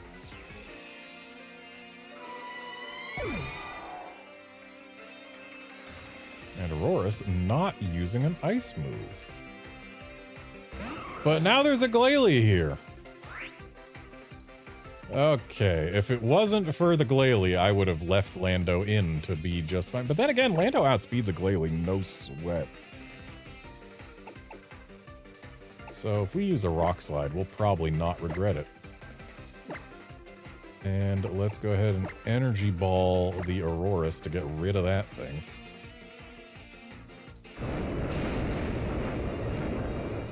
Okay, I guess we're Energy Balling the Glalie. Never mind. Should have clicked Psychic or Hyper Voice.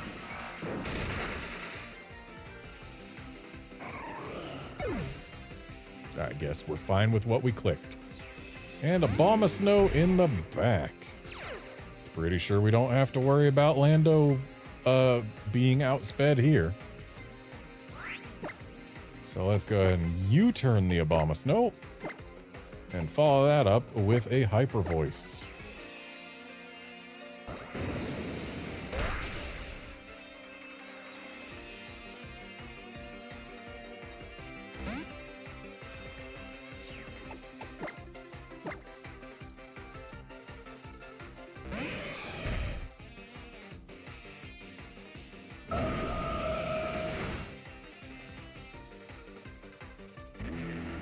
And there we go. 4 ice types in a row, and my Lando didn't even get touched by them. Oh, your Pokemon are Samurai. They're super dangerous. I'm sorry, but no, I did not bring a Samurott.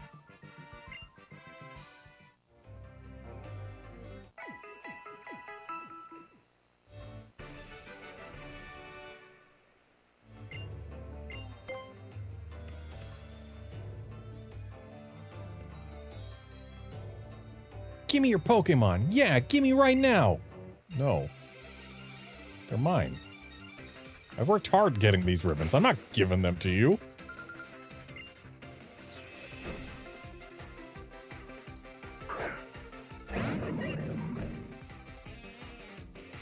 Okay. So that Scrafty is in danger.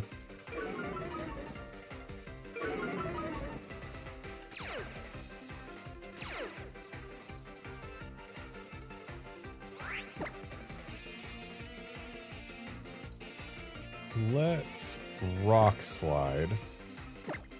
Just to get some damage on the Kofagrigus. And then we'll Hyper Voice. Good old Kofagrigus, the only Pokemon with a slur in its name.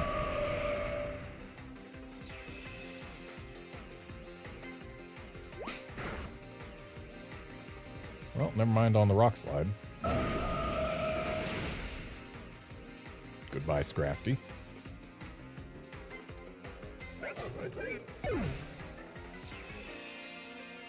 So, fun fact about Kofagrigus. Unnovan Yamask has not been available to capture in the wild since Black 2 and White 2.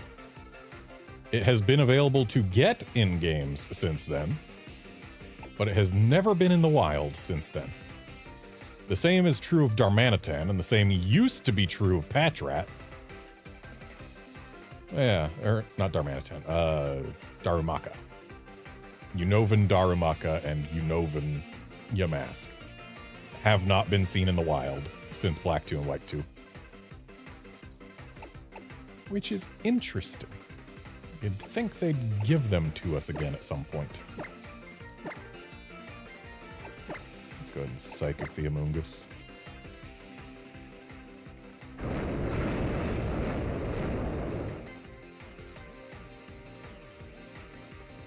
I don't want nobody getting spored.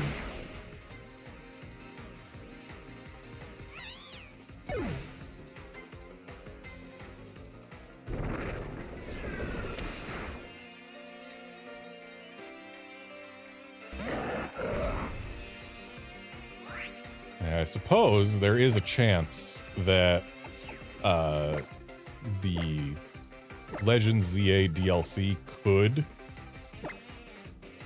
break the streak for Darumaka or Yamask. But, like... yeah. And no Curbster, Galarian Yamask has not been available since its debut game, but it being a regional form, that's not entirely surprising. They tend to not include regional forms in games that don't have access to the base form. And there ain't no Yamasks in Scarlet and Violet. Other people's Pokemon are super appealing. This woman's gonna join Team Rocket the moment they revive.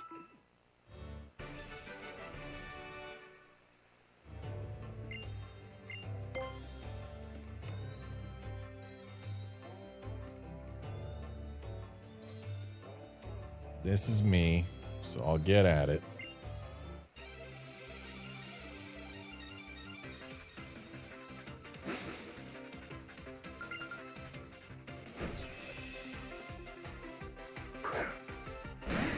T-Tar and Beedrill.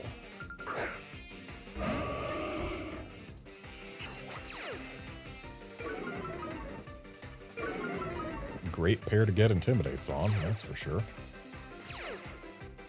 And we've stolen Sniper. And it's a Sandstream T-Tar.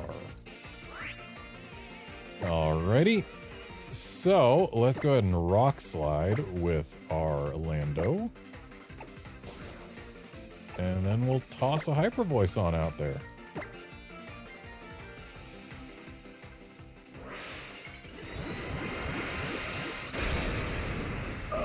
Yep, Curbster, Steven is in Heart Gold and Soul Silver. And in fact, he offers to trade, I believe, a Beldum for a Fortress. He trades something for a Fortress, I know that. And he actually has unique dialogue if the Fortress you trade him has maximum friendship with you.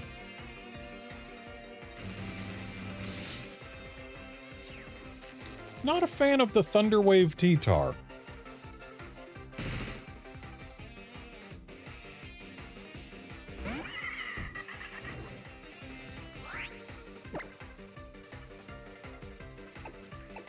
And I think what I'm going to do about it is I'm going to click Earthquake while also swapping Lealoon out for Latios.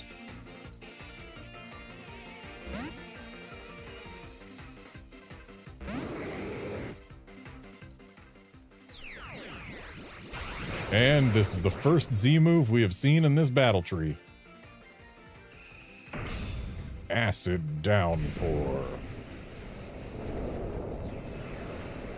Maybe I should have swapped to Cuthbert.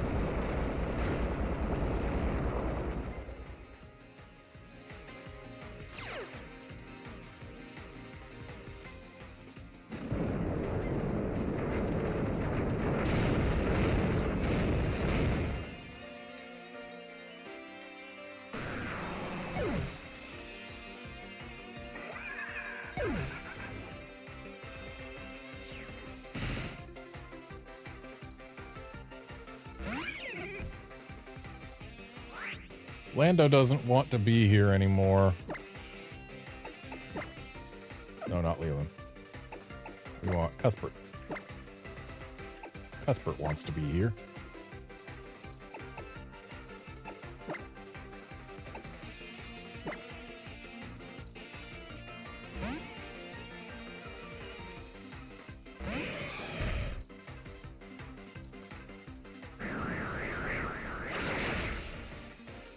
This is the second Weavile we've seen on this battle tree. And the second Weavile who has just absolutely refused to use an ice move on my Landorus. Feels weird. But now it's gonna eat a Choice Band Technician Stab Bullet Punch from a Scizor. And that'll do decently well, I should think.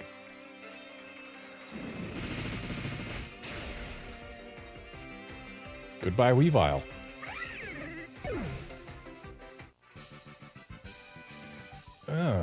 But why?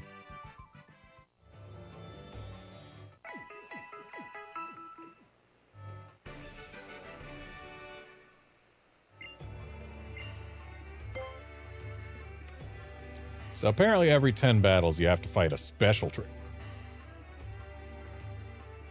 Cynthia! Was not expecting the Cynthia jump scare.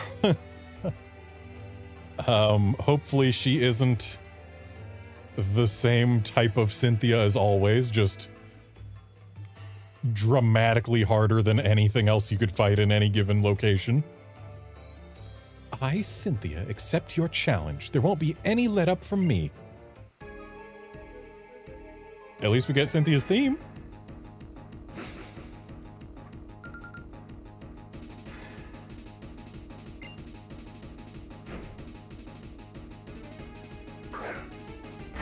And yet it's also a Sun and Moon version.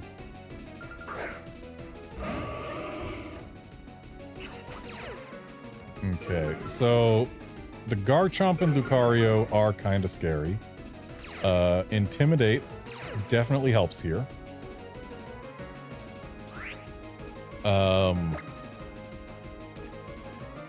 I'm thinking we open with Earthquake Mega Evo Protect. That might be a bad idea, but it at least protects us from whatever the heck this Mega Lucario wants to do. Like, if that thing wants to use a steel move against Leoloon, then, yeah, please no.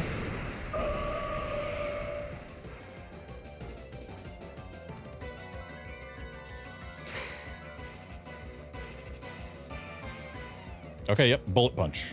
I made a good call. Hopefully this Earthquake just gets rid of the Lucario. That's what I want to see. I want to see that Lucario gone.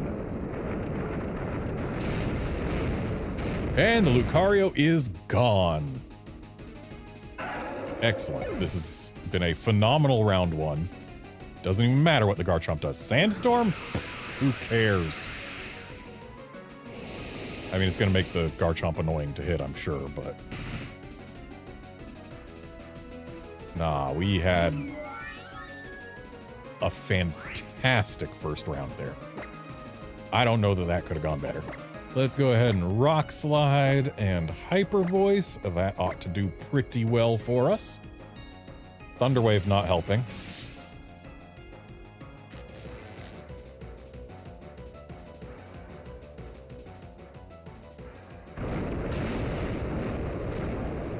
Okay, Togekiss survives that. And Garchomp flinches from the rocks. Excellent. Only way this round could have gone better is if I didn't get paralyzed. But now Cynthia's got only one Pokemon and I've still got 4. I believe we have won. The Cynthia jump scare has indeed been power crept.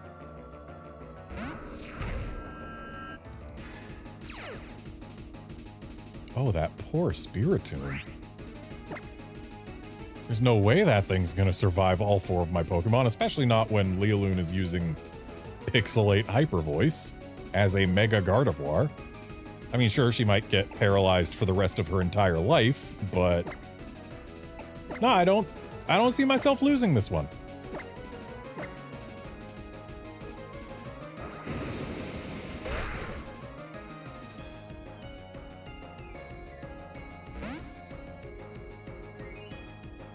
Yeah, Curbster, if the jump scare came with the piano when we first got introduced to her, it would have been a thing.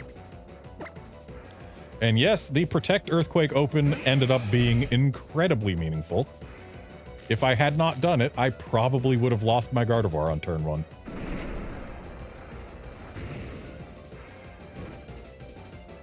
Alright, Burning Cuthbert, that's a thing.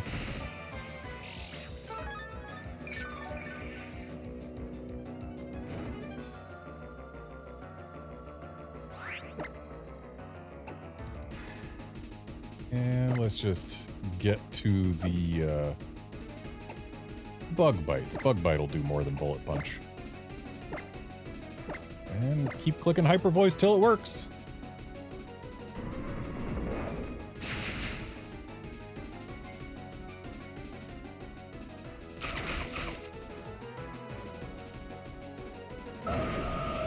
And we have beaten Cynthia.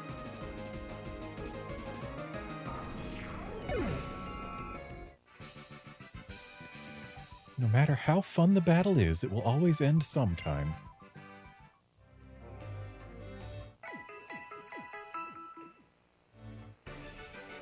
Now, if this was, say, Black 2, White 2 Cynthia, it would have been far more troublesome, but this wasn't so bad. Cynthia's team is certainly not designed for double battles, we can say that much.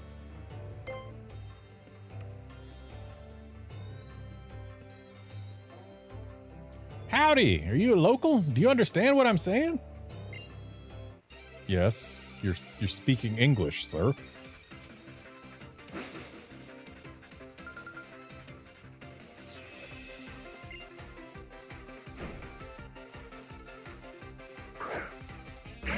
Though that said, there are some people who speak English who I can't claim to understand all that well, but they tend to be from very heavily accented parts of European countries.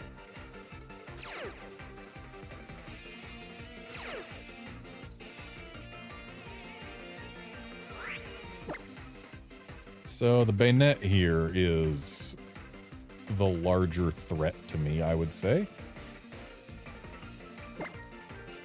But I'm going to click Rock Slide because Sokka can have Sturdy, and the Hyper Voice should be able to clean both of them out after the Rock Slide.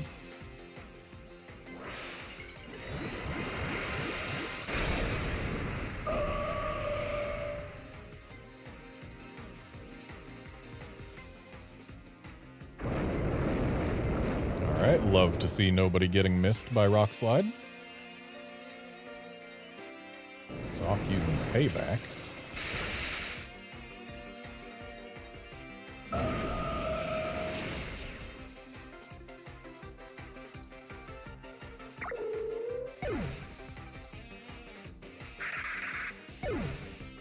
Yeah, Curbster, he is definitely actually speaking Pokemon Common.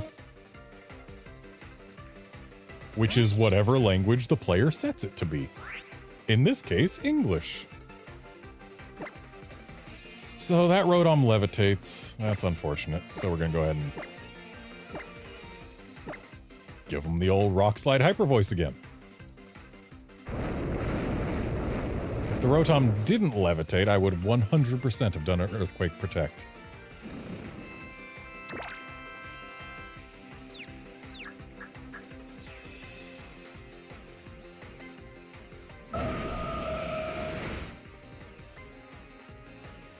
And goodbye, Raichu. Nice flinch on Rotom. Oh boy, lefties. I don't think those are going to change the outcome much for you. And let's go ahead and just click Rock Slide one more time and click Energy Ball here, and that should be a win.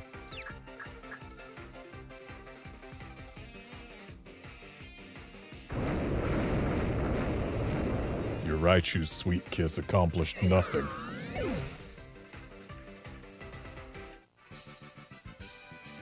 Coming at me out of the blue. This is why it's scary to go overseas. Overseas? I mean, technically Hawaii is overseas from mainland US. But the fact that he says overseas implies that he's from a different country. And yet he's still speaking English flawlessly. And he said howdy. Where do they speak English and say howdy? That isn't like the southern US.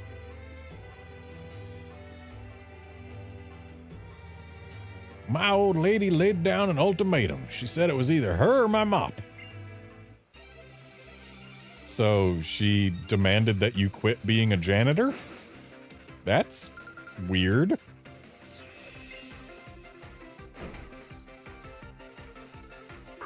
And the fact that your trainer class is still janitor implies that you chose the mop.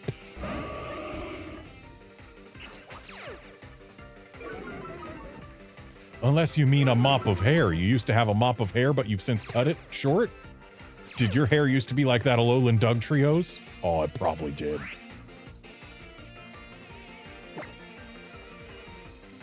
Anyway, I smell an earthquake.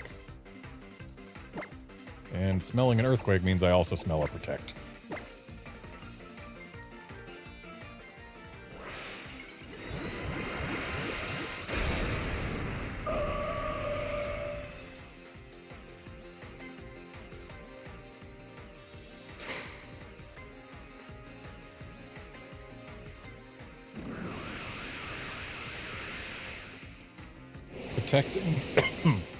Protecting was a good idea, given that that Doug Trio outspeeds Leoloon.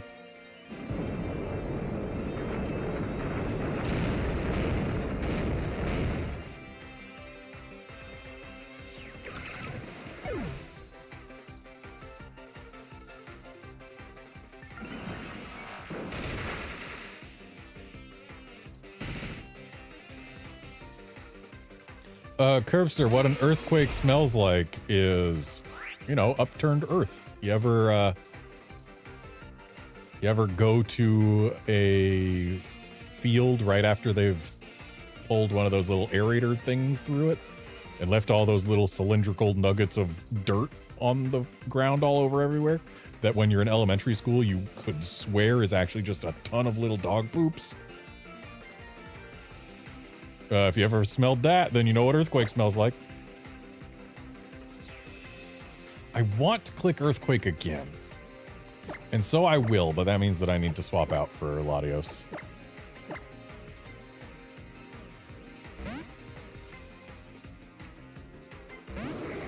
Maybe I shouldn't have used earthquake again. Maybe I should have used energy ball on the Rhyperior and U-turn on Cradily.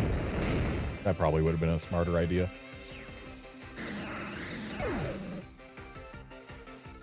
But now that Latios is here, I'm allowed to click earthquake with impunity. Not that Landorus is going to still be around to let me. Okay, now I've got to make a decision. And that decision is Cuthbert.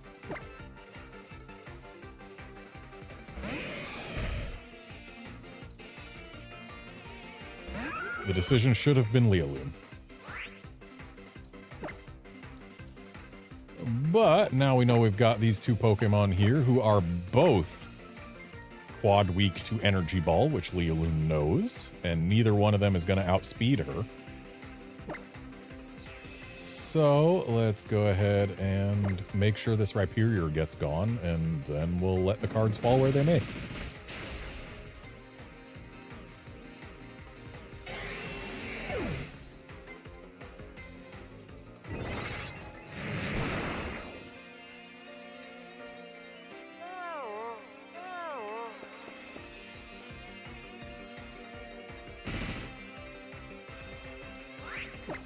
This Gastrodon spent its last turn alive yawning.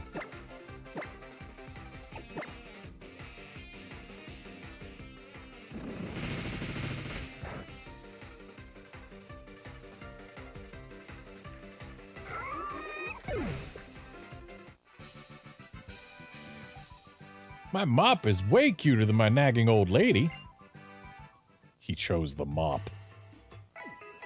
It wasn't a mop of hair, it was his actual mop. He decided to continue being a janitor.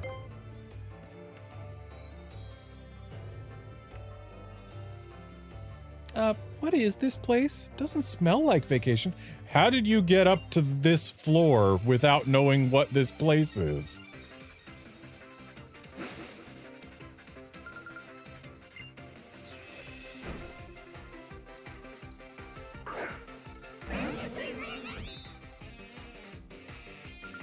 I'm thinking Rock Slide Hyper Voice. So that Scrafty's probably going to fake somebody out, and thus I won't get to do both. I'll only get to do one. And watch as Rock Slide misses specifically Vespiquen. Wow, that poor Scrafty double intimidated.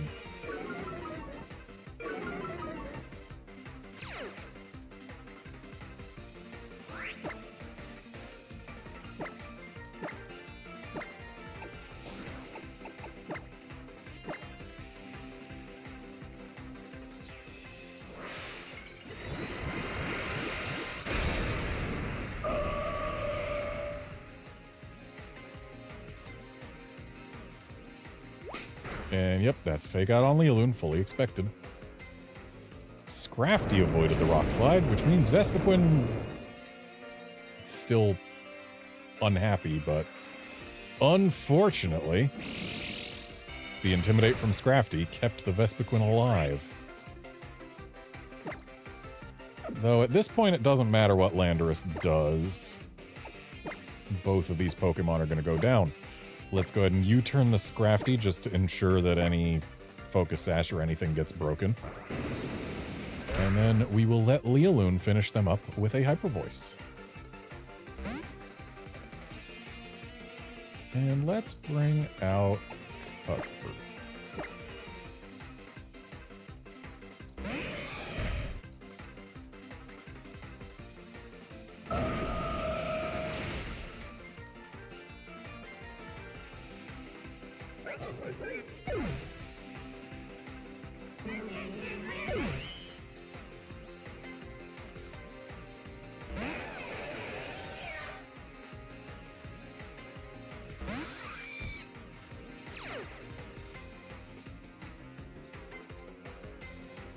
Oh no, now they know that my Gardevoir has a Gardevoirite.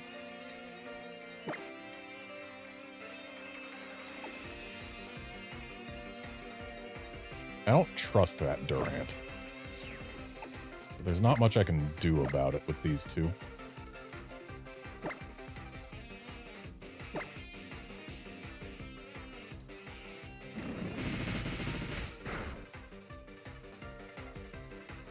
Dig. Not what I was expecting to see.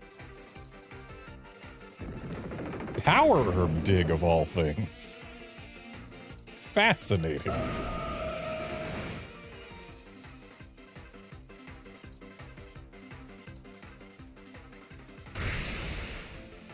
Ouch.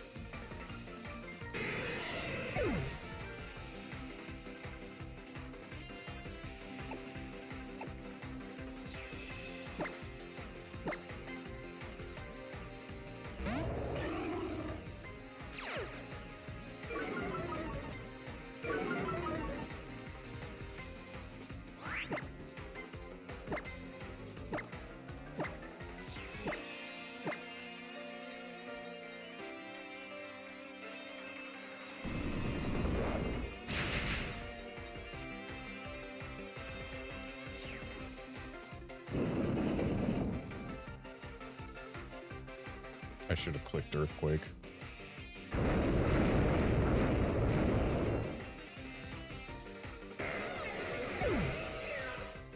But this dig ain't power herbed, which means I have won right here and right now. Like, sure, the Durant's gonna get up above the ground before the Earthquake comes out, but its dig ain't gonna hit nobody.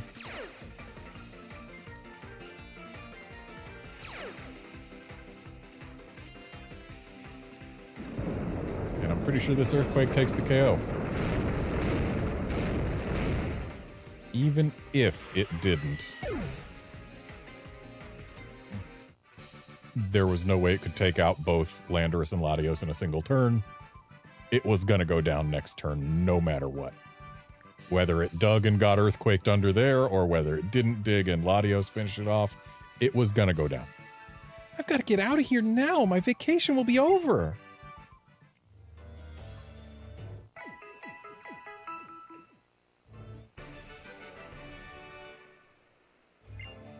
For reals though, how did you get up to the 13th floor of the battle tree before deciding to think, hey, maybe this isn't a vacation spot? This is my first time coming to a place like this, so please go easy on me. I shan't. I'm kind of here to get to the 50th battle myself, my guy, so, yeah, I'm not gonna go easy on nobody. I'm here for ribbons. Ribbons, I say. Ribbons!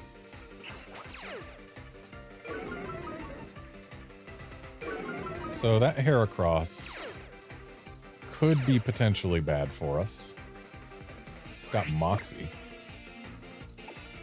I would click Earthquake if not for the fact that the Rotom levitates game.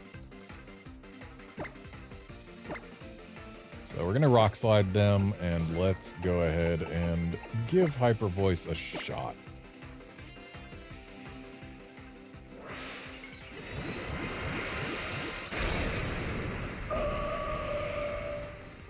That occurs to me that the Rotom using Hydro Pump on my Landorus would be bad. Badness acquired. Okay, I made a tactical error. We outsped the last Rotom Wash we saw, but I think that was because of a level difference. Okay, Heracross used Endure to raise its speed with a Salac Berry. Well, we got an answer for that. Oh, this poor Heracross. Gonna get its single hit point bullet punched into oblivion. And meanwhile, we will Energy Ball this Rotom. Goodbye, Heracross. You could have been scary.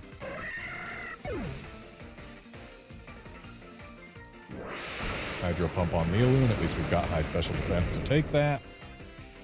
Energy Ball gets rid of the Rotom. No problem at all.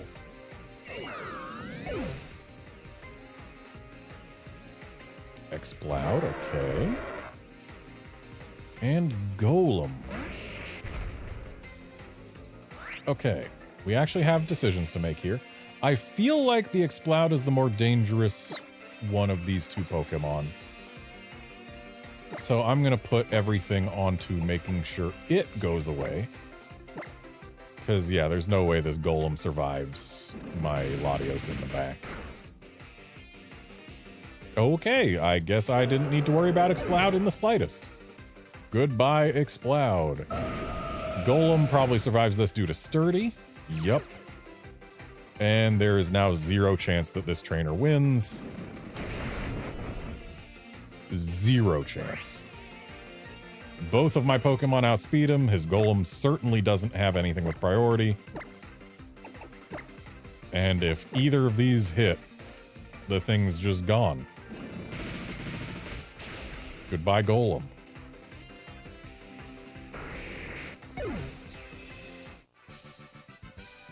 Hey, what's up with this? Are you ripping me off?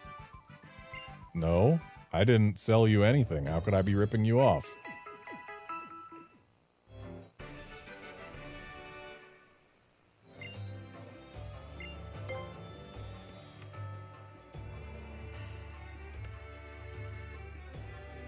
Wow, we got a duplicate trainer class. We came here especially on our honeymoon, but my bride ran off somewhere. I bet she's somewhere else on this tree.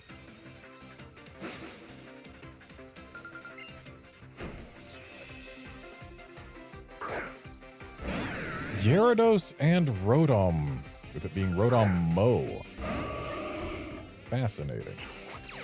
Well, Rotom Mo is not going to be able to Hydro Pump my Landorus away. So we've got that going for us. Leoloon does not have Thunderbolt. Usually I put Thunderbolt on my Gardevoirs, but since I had Emperor and Latios both with electric moves, Grass seemed like the more important coverage to get. Actually, hang on. Let's do a super effective U-turn on that Rotom while we Hyper Voice the Gyarados, just in case it's gonna Mega or something. I don't know. Hyper Voice does good damage anyway.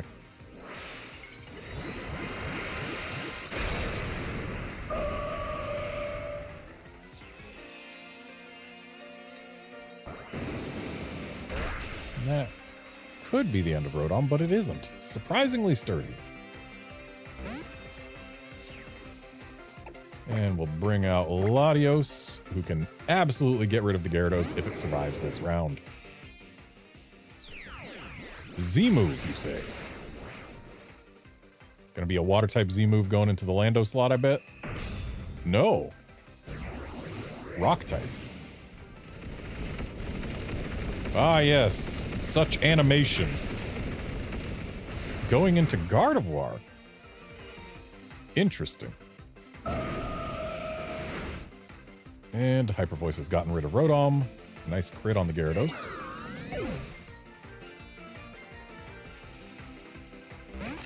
Mawile. Alright, intimidating a pair of special attackers. I'm fine with that. So the Gyarados outsped our Gardevoir, which means we need to get rid of it post-haste. And therefore, we are going to hastily Thunderbolt it. And then Gardevoir can't do a single thing to that Mawile. So she is going to swap out for Lando.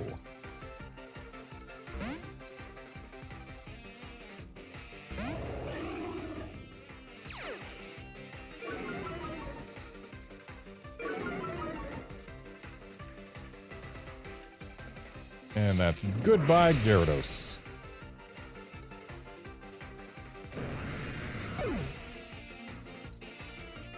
Shadow Ball. You don't expect to see special attacks coming from a Mawile, but I guess it can happen.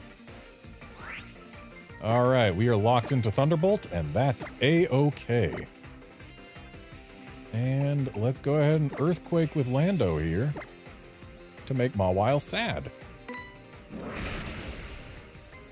Okay, we are not Thunderbolting. Good to know. First impression is a heck of a thing. Kind of forgot that move existed, if I'm being honest. And there goes Mawile. So, good news. Gardevoir is able to do damage to a thing on the field now. And I'm bringing Cuthbert anyway. This Cuthbert is more likely to resist whatever this Golisopod wants to do. So now, let's go ahead and Aerial Ace the Golisopod, as well as Rock Slide it, and I'm pretty sure there's no way it wins this battle.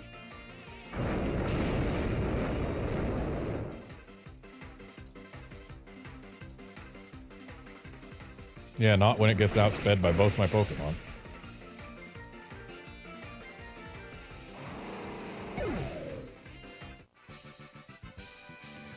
She's so fickle that I'm feeling uneasy.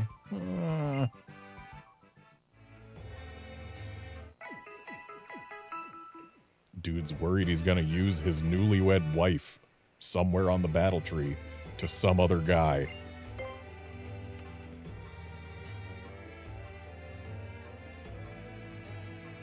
Whether it's fun or not is up to your Pokemon. I don't know, I think I'm allowed to enjoy myself regardless of whether my Pokemon do.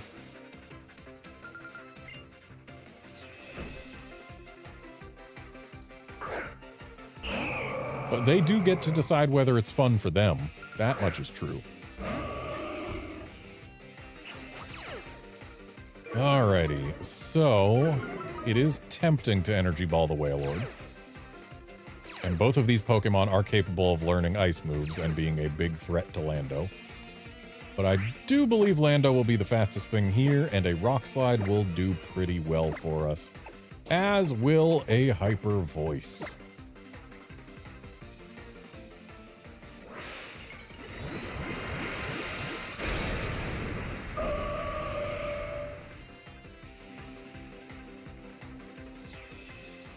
I wonder how many times we're going to end up watching that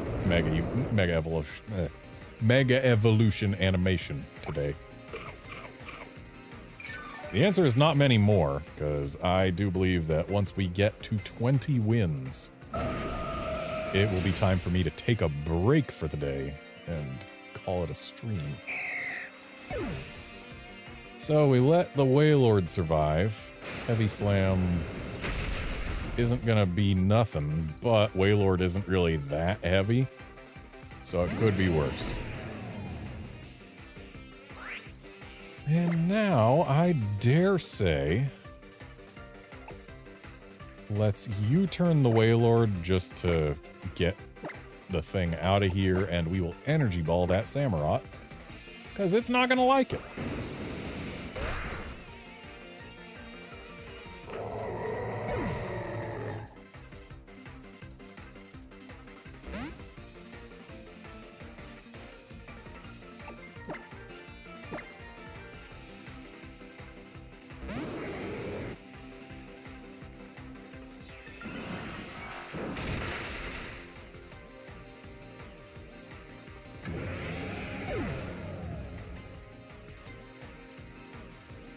Torterra in the back. What a time to not have Ice Punch. Let's just go ahead and Psychic Hyper Voice. I don't think I lose this one.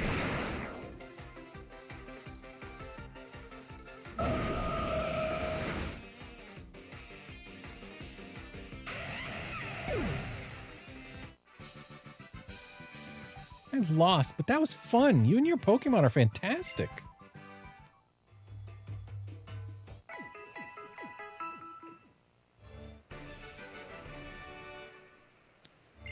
All right, up to battle number 17. So we got 4 more battles on stream today. Oh, hey, it's Howdy Guy again.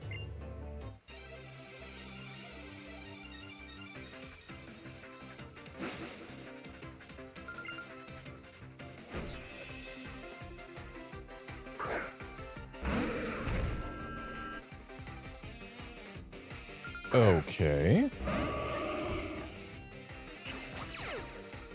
I'm a little bit torn right now.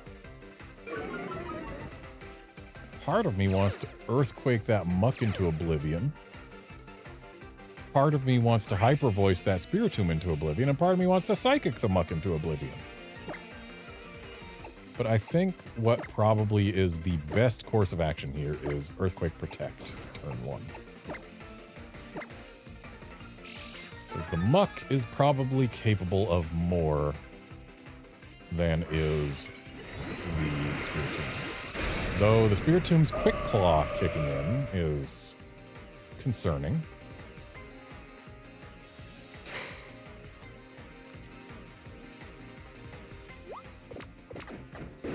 Okay, taunting the Lando? Yeah, I don't care one bit.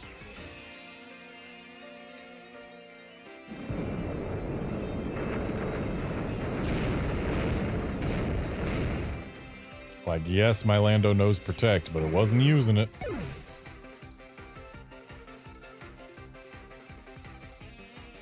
Golurk. I love Golurk. I wish it was better. But I do love it.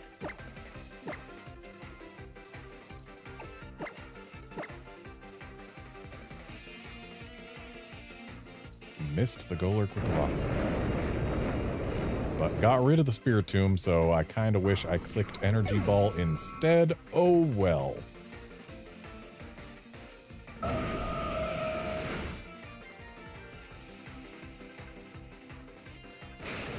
Okay, Heavy Slam from a Golurk's actually going to do respectable damage.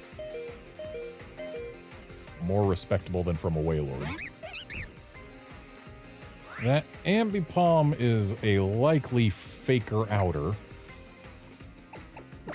I'm going to click Earthquake, and I'm going to bring Lealoon back in exchange for Latios.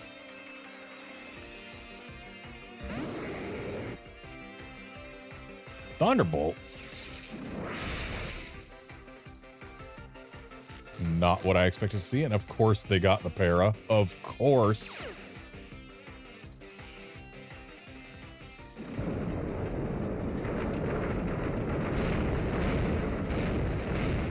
Ambipom survives due to a Focus Sash.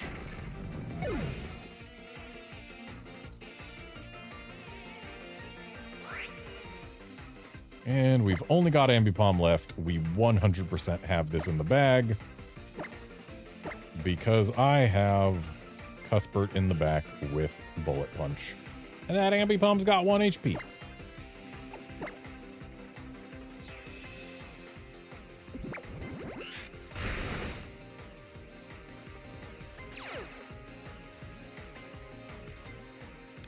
So Grass Knot. Pokemon tie some blades of grass together, and it does more damage based on the weight of the target, because the implication is that the knot of grass causes the Pokemon, the target, to trip. I don't think Grass Knot should affect flying types. They're not gonna trip. It's not gonna happen.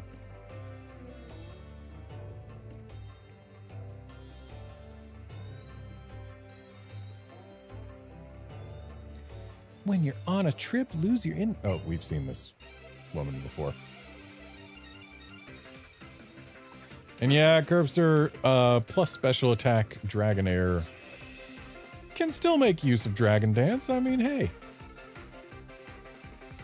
Even if it's a modest one, plus attack is... Dragon Dance is still gonna boost your attack by a pretty good amount. Electivire and Rotom Heat. Fascinating.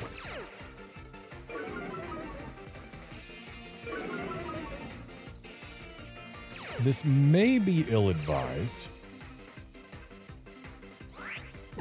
but I think the correct answer here, as much as I want it to be an Earthquake,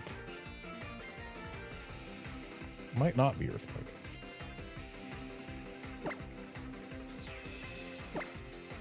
The Rotom could be nasty with Overheat. So I think we're gonna not Earthquake. If that Rotom wasn't levitating, though, oh boy, I would have clicked Earthquake in a heartbeat.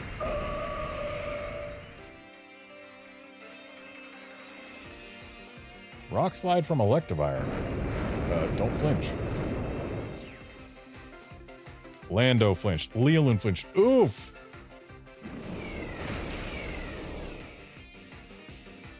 The double flinch hurts.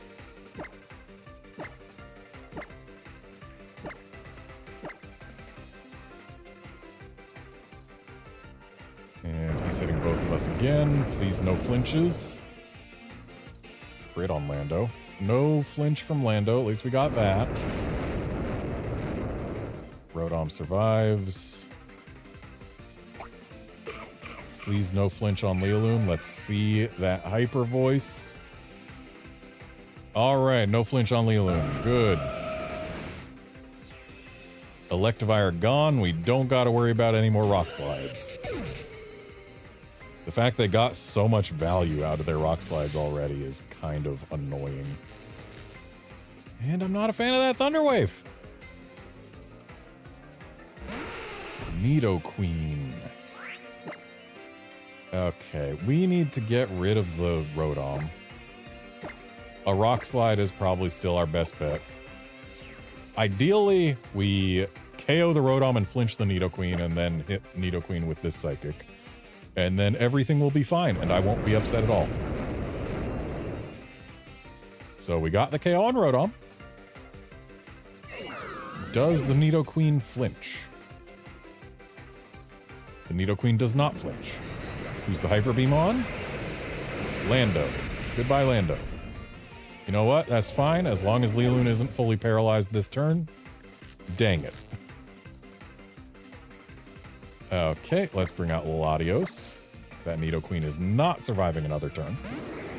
Well, actually, maybe she is, because she just used Hyper Beam, so I probably don't have to care too much.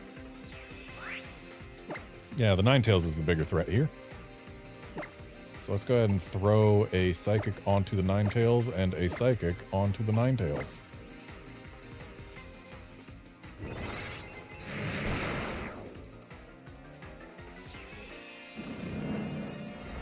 And there goes Leolun. That's expected. Yes, Curbster, this battle does have rotten luck, but sometimes that's the way things go. And now we bring out Cuthbert, who is a little bit fearful of that Ninetales, but Latios outspeeds it, so it's not really a threat. Nidoqueen still matters, but she can be bullet punched. So I don't see myself losing this battle.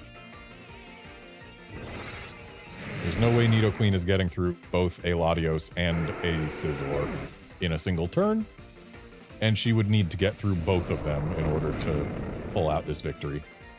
She's not even getting through one of them. Goodbye, Nidoqueen.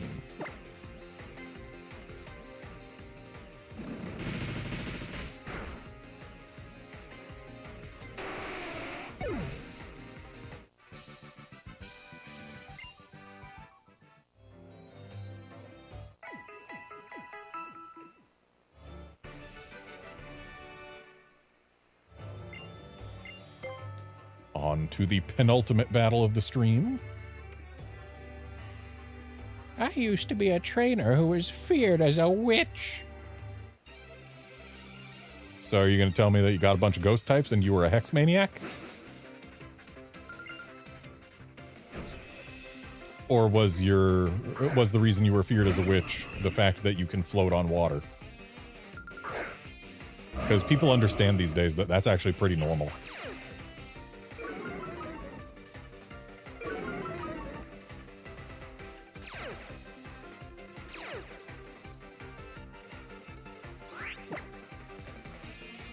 Okay. I wanted to psychic that Toxapex, but the fact that Earthquake is super effective means that Earthquake's probably a pretty good choice here now, isn't it? When you can get one super effective and one neutrally effective hit with an Earthquake, it's very often worth doing.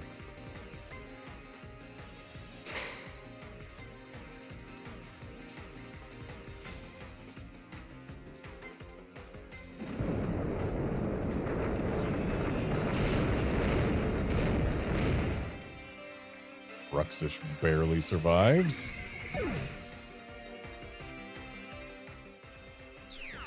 Z move. What do we got?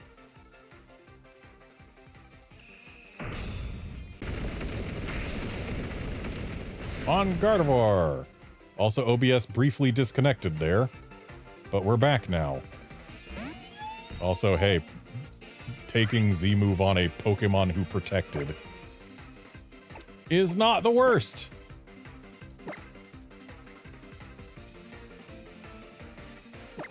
I just went to my other 3DS and pressed A for my second Pokemon. I don't have to do that here.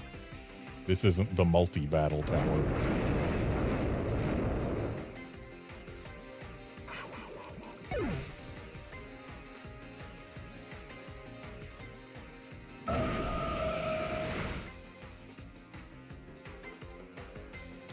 No, Curbster, it was not your internet, it was mine.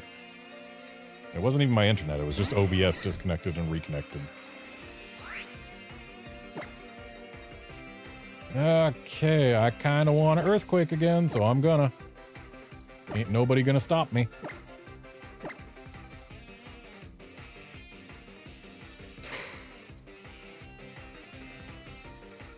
Rain Dance. What a choice for a Jolteon to use when staring down a Life Orb-equipped Landorus T. It's like it doesn't even want to live.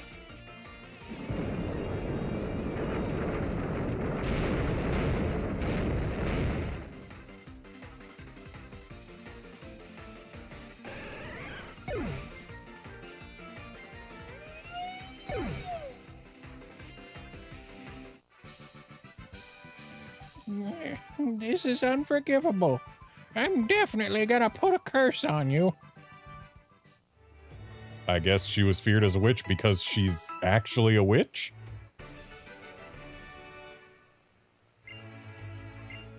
And here comes the final battle of the stream.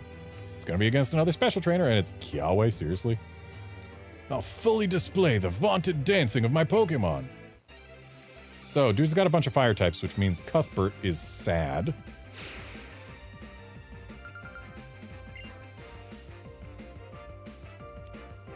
But Landorus is not as happy as it would be without the Talonflame.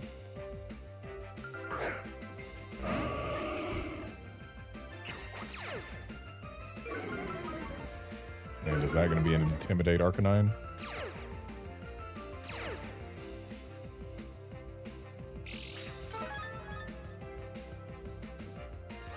Really? Okay, so that's going to be an Overheat Arcanine, and it's not Intimidate. But let's go ahead and throw a Rock Slide on down. And something tells me Protect might not be the worst call here. I am putting all of my eggs in the Rock Slide basket, which honestly isn't the safest option. Nah, I'm gonna Hyper Voice. Wait, no, I shouldn't Hyper Voice. They both resist Fairy. I'm a fool. Perhaps even a nincompoop. The fact that the move efficacy preview thing shows it as the type it starts at. Well, okay, it was the right call to not protect.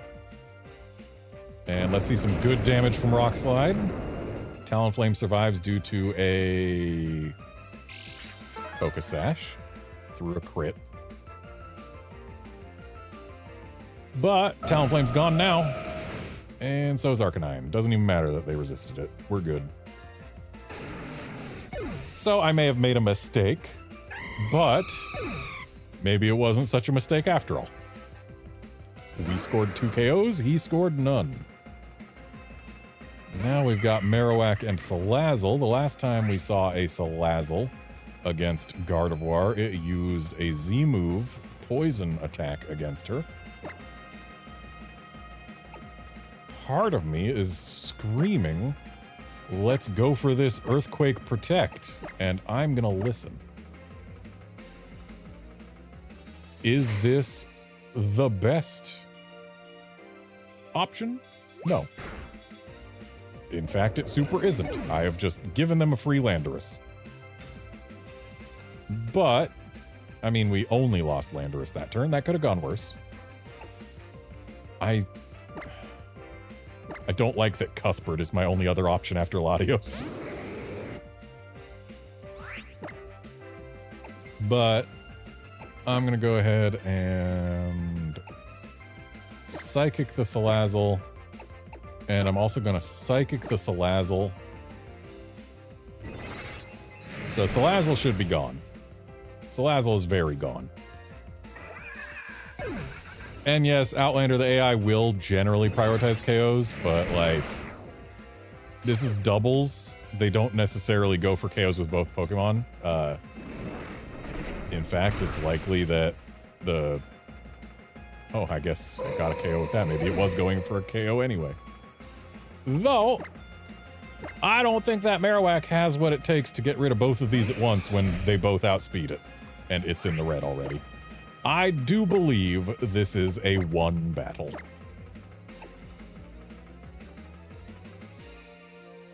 Yeah, sure, Bullet Punch isn't very effective, but it's guaranteed faster than the Marowak. And there we go. We win. Cuthbert taking the final KO in a battle against only fire types. Win or lose, there's never enough dancing. Let's do one last Raikou check.